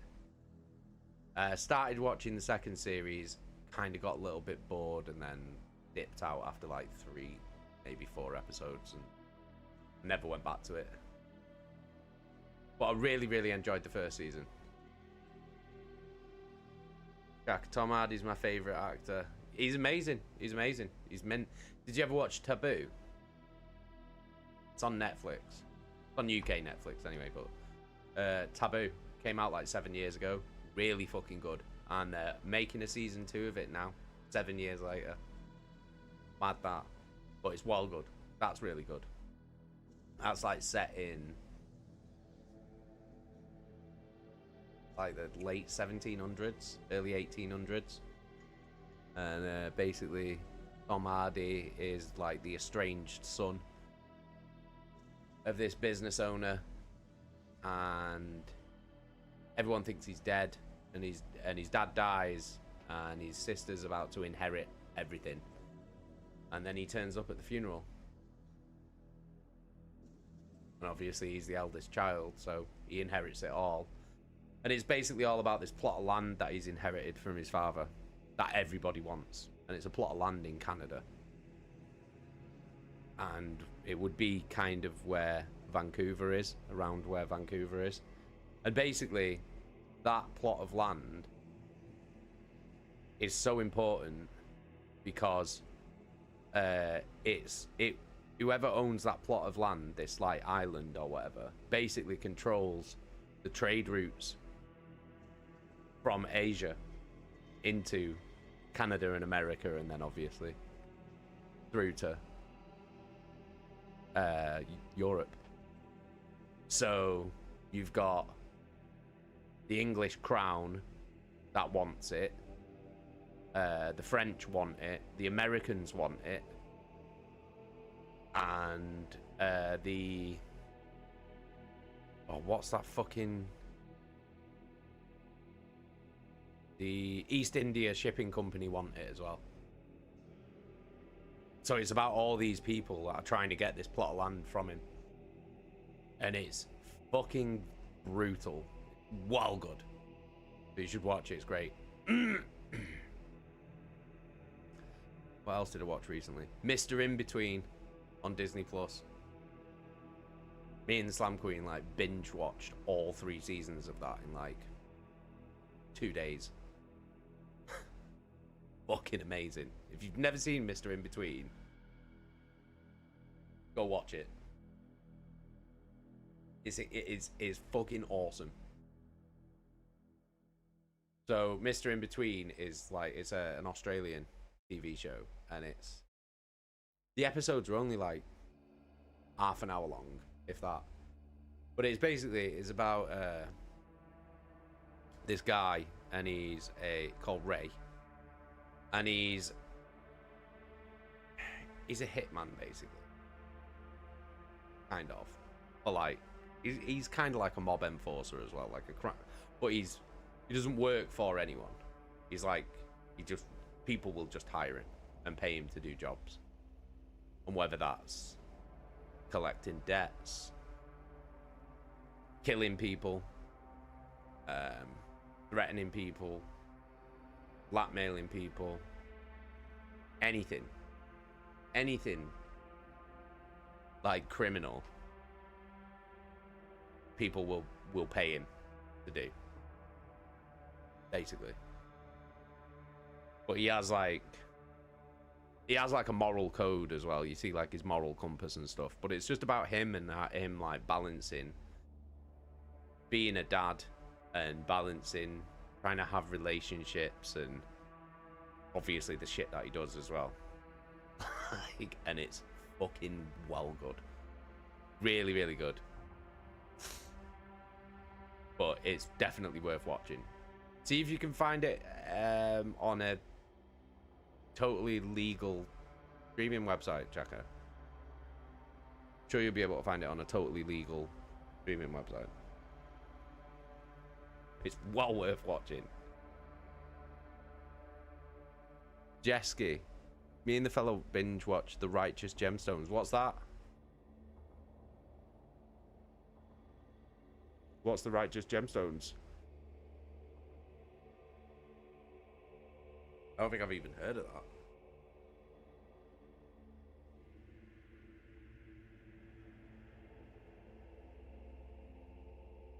Jacka, I think the best show I watched these last years is Squid Game. That first season had me. Yeah, the first season of Squid Game I really, really enjoyed. And then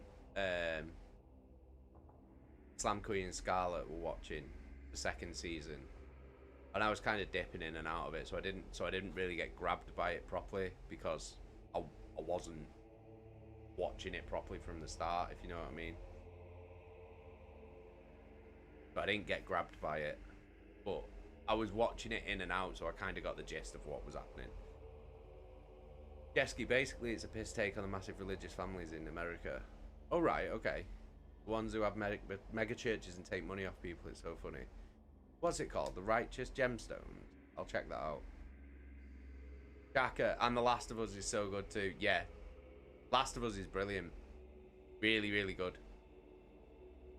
Me and Slam Queen watched the first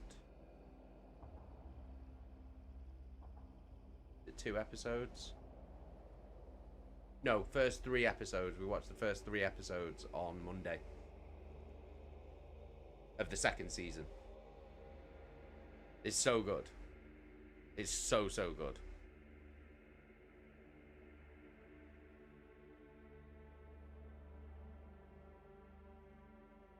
so fucking sick. The Last of Us. One of my, like, the Last of Us 1 and 2 are in my top 5 games of all time, and I can't split them because I see it as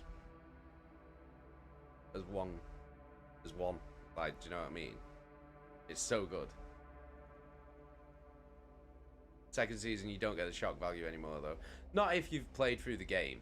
If you've played through the game, then you knew what was going to happen. Still made me cry, though. It's fucking heartbreaking. Like, it's fucking heartbreaking. Jesky, it's worth a watch. It's on Prime. Oh, sick, I've got Prime. Got Danny McBride and Walton Goggins in it. Oh, sick. I bet it is good then. Chaka, new season's out now, but I'll wait until all it's out until proper binge. Ah, right, fair enough. Me and Jane are gonna watch it every Monday. Oh, there's some shit that happens in the second game that I can't wait for those bits to come. So good. Like, makes me want to get a PlayStation and fucking get it. But oh no, I don't need to, because it's on Steam. Last of Us 1 and 2 are both on Steam.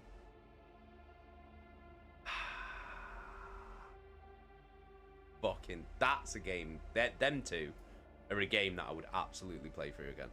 100%.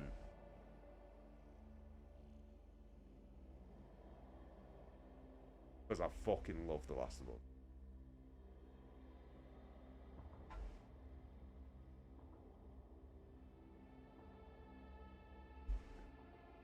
Alright, I'm gonna go in a minute. But before I go, just remember it's the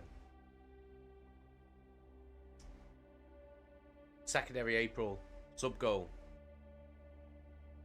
on Friday at 8:30 PM UK time. We're gonna do a Discord hangout in the Discord, and we'll play Jackbox. So keep your Friday evening open, 'cause it'll be funny as fuck, that. So my plan is, because the actual game Jackbox you can only have 8 people playing at the same time, but you can have up to 10,000 people in the lobby. Like, vote, because you have to vote as well. So everyone who's watching can vote for who they want to win that particular game. And depending on how many of us are in the Discord call, what I'll do is the 4 people with the highest score stay on, and the 4 people with the lowest score after each game will drop out of the game, so that 4 people from the lobby can jump in, so we can rotate like that. You know what I mean? Then everybody should be able to play. Well, yeah, it should be sick. It's gonna be fucking well good.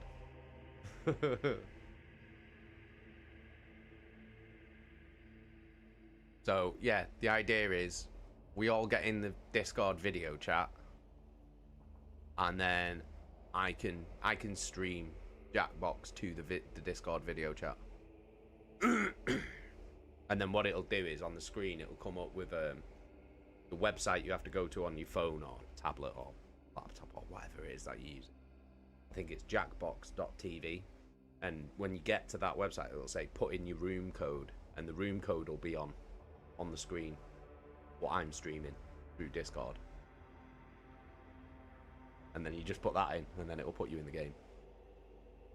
And then we'll just have to figure out how we drop the lowest scoring 4 players out. You know what I mean? We'll just have to figure it out like that.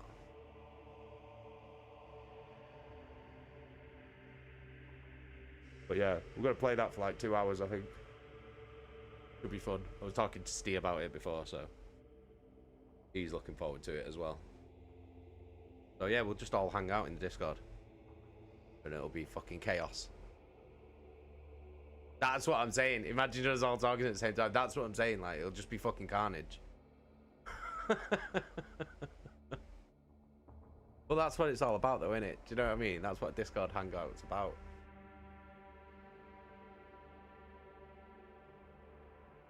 But I'm looking forward to it. It should be well funny.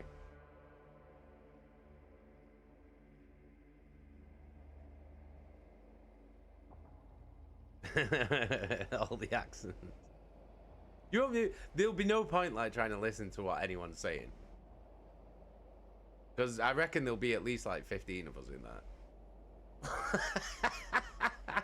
Do you know what I mean? There'll be like fucking loads of us in there, so. That's a point. How many can Discord hold? How many can Discord hold? That's a good question.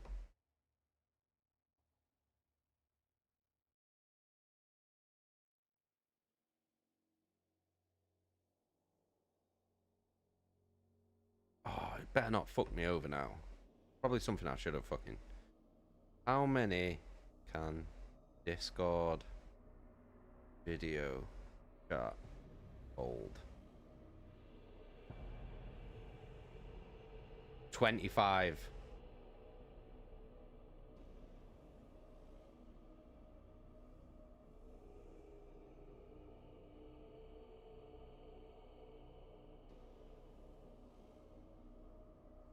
Fuck.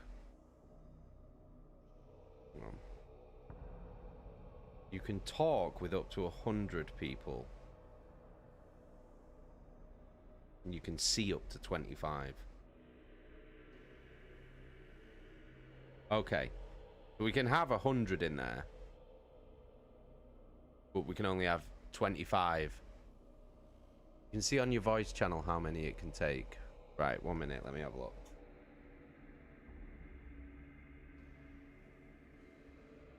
Let's have a look.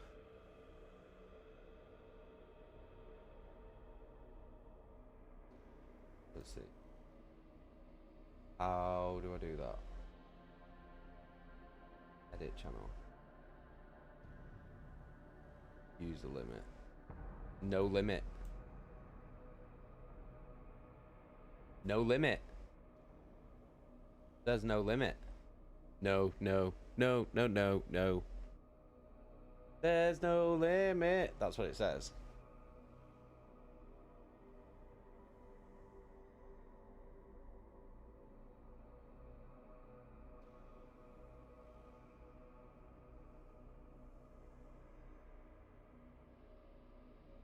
Okay.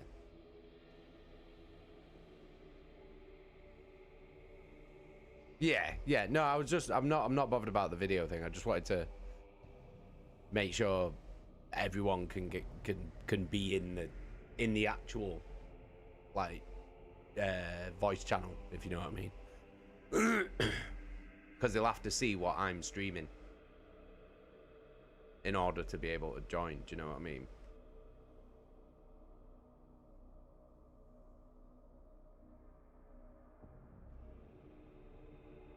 Yeah, as long as they can listen. As long as they can listen and they can see what I'm streaming. That's all I'm asked about. That's all we need. And if it all goes to shit and it doesn't work, then I'll just do a subscribers only stream on Twitch if it doesn't work. But it should. Fucking should. So maybe I'm overthinking it. Jack, I've been in 40-man raids in WoW. Imagine that Discord voice channel. Fucking hell. Well, it says no limit. It says no limit, so should be fine. It should be fine.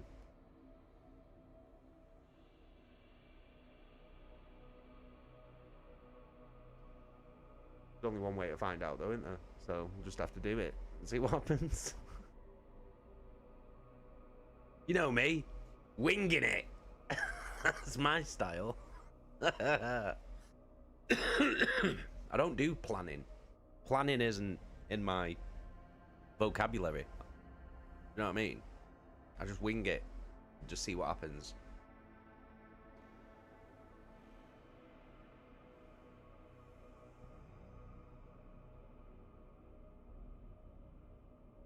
was fun apart from the lag.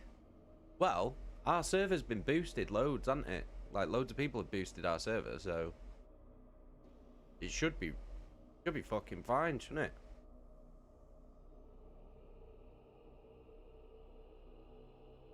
Think. I don't fucking know. I haven't got a fucking clue. Hey, Leeds J. How you doing? I'm just about to bounce. Just talking about the Discord hangout on Friday.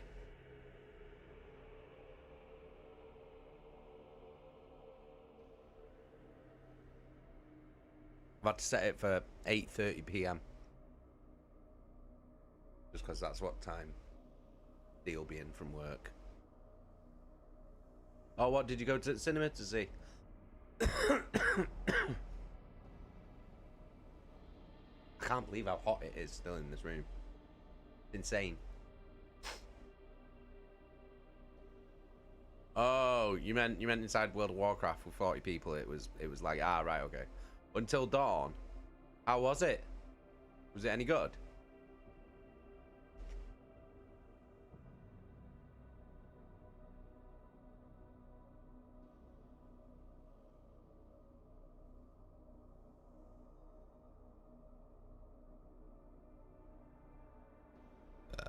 Ooh.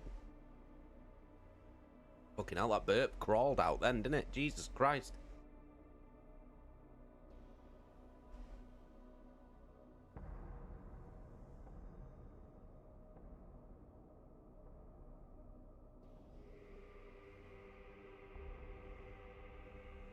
Yeah, it was mint. Had some pretty good jump scares in it. Well, the missus shot us off.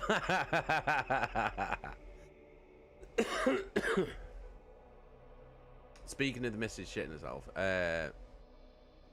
me and Jane was speaking about the other day. Some of you guys were saying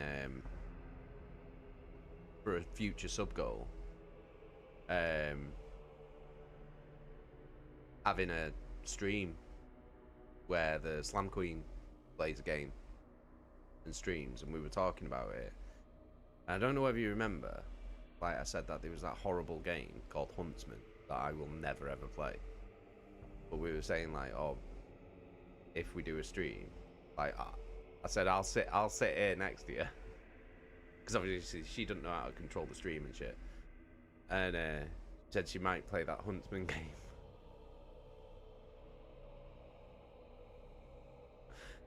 Fucking horrible.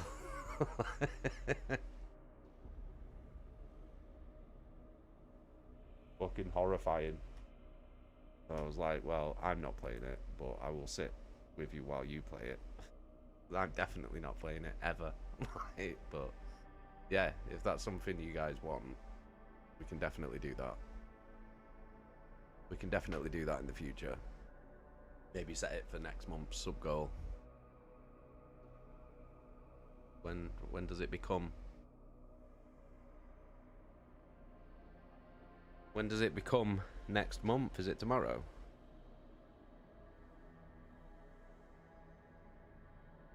It is tomorrow. So yeah, new sub goal tomorrow.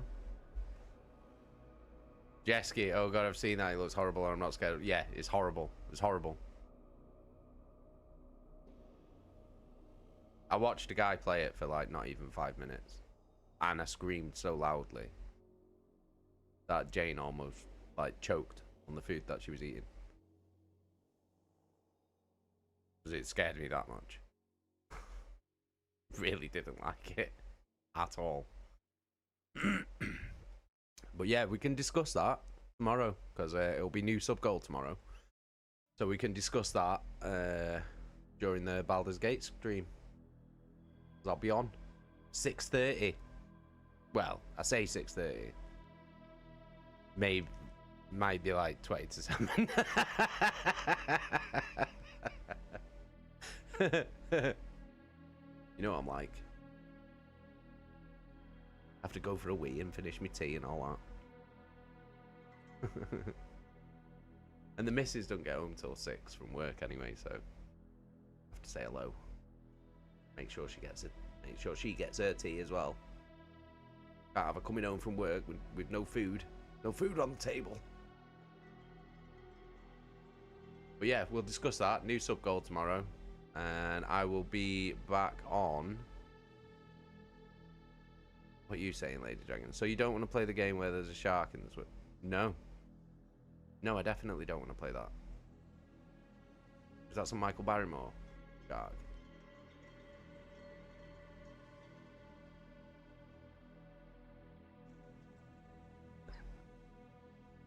Yo, Barrymore shark.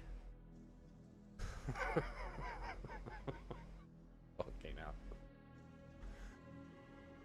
No, I don't want to play a game. I don't want to play any game where there's a shark in it. At all.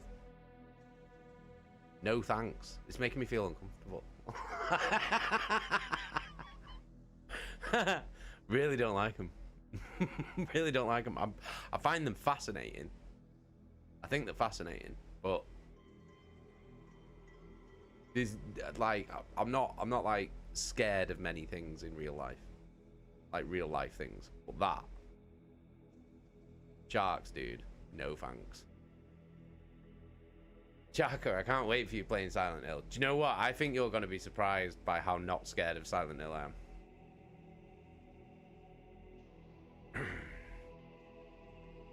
Because I don't think Silent Hill's that scary. But we'll see. I say that. But... I played through the original.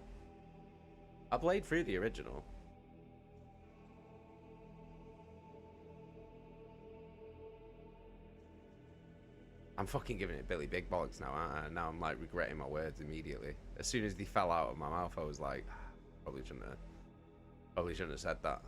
It's probably not going to be true, is it? Should have picked Amnesia. Do you know what I don't like? And it's not like I'm scared of him or anything. It's like I don't enjoy games where you can't fight back. Those horror games like Amnesia, you know, the ones where you have to like run and hide and stuff like that. I just don't like them. Like I find them boring. You know what I mean? Like Outlast as well. It's all right for a little bit, but then when it's like, oh, all I can do is run and hide. That's all I can do. I can't be arsed with that. Like, I want to be able to fight back. Chaka would love to see you play Dead by Daylight with friends. Do you know what? Me and Steve tried playing that with Rob once, and we just ended up walking around in circles, like, because they're too fast that you can't catch them, but not fast enough that they can completely get away, and you just end up just walking around in a circle, and we hated it.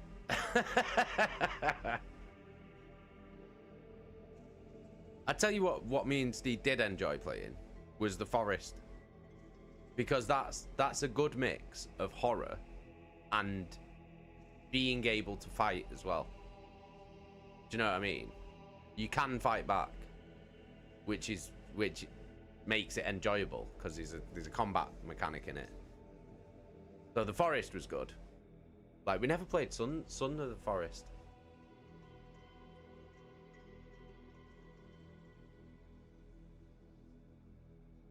Maybe me and Steve should play Sons of the Forest at some point. That might be good. That does look good.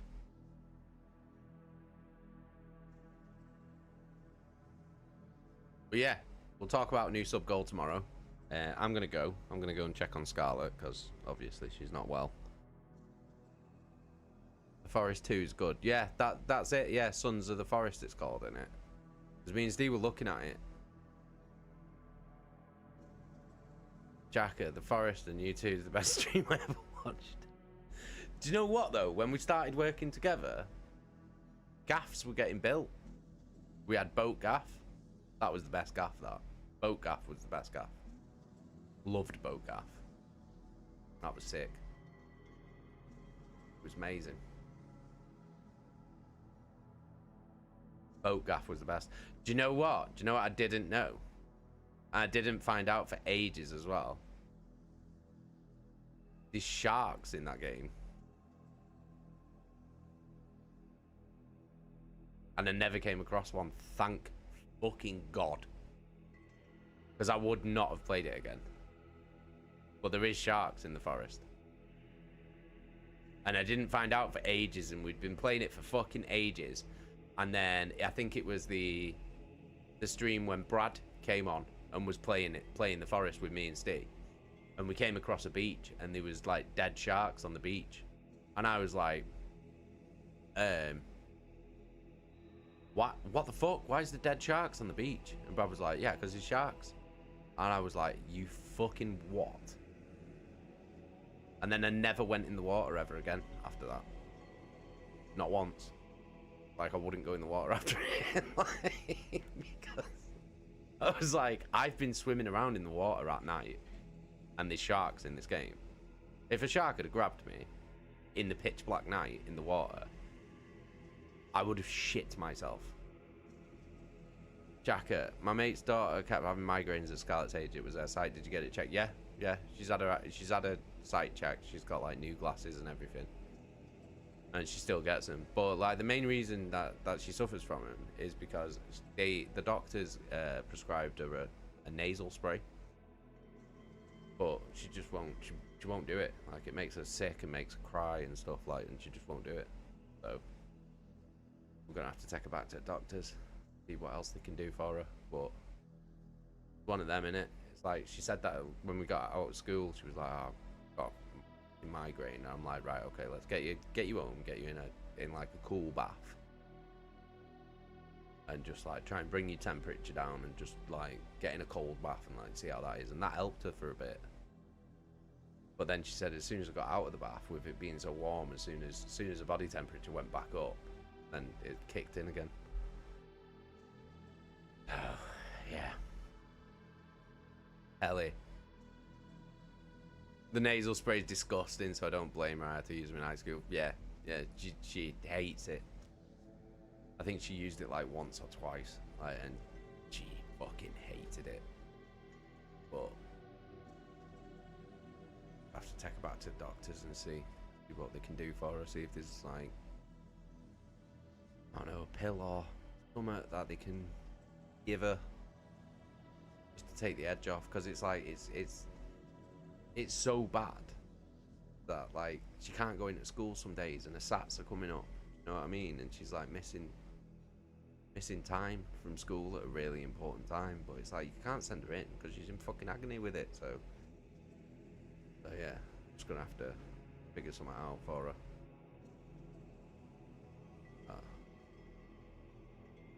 Old flannel on the back of her neck, maybe. The nasal spray made me immediately sick, which made the migraines worse. Yeah, that's what she makes her sick.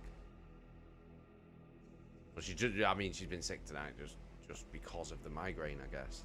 I think it's the heat as well, though. I do think it's the heat. So we'll see. Right, well, I'm gonna go check on her anyway, so I'm gonna bounce. Thank you for hanging out with me today. I hope you enjoyed the story. I hope you enjoyed the game of marbles. Congratulations again, Jesky, on winning. If you haven't already, make sure you send me a DM with your details and give me your address, and I can send him over to you. But yeah, I'm gonna bounce. I'm gonna go check on the kid. But I'll be back tomorrow, 6:30, Queechy's Gate. Paul Queechy and the gang. We'll see where we're up to. I can't remember where the fuck I was up to. Can't remember where I was up to, but we'll find out tomorrow. So, right, I'm gonna bounce. Massive love to you all. I'll speak to you all in the Discord. Huge love, as always. Until tomorrow, my beautiful Queechlings. Good night. Sweet dreams. Mwah. Peace and love.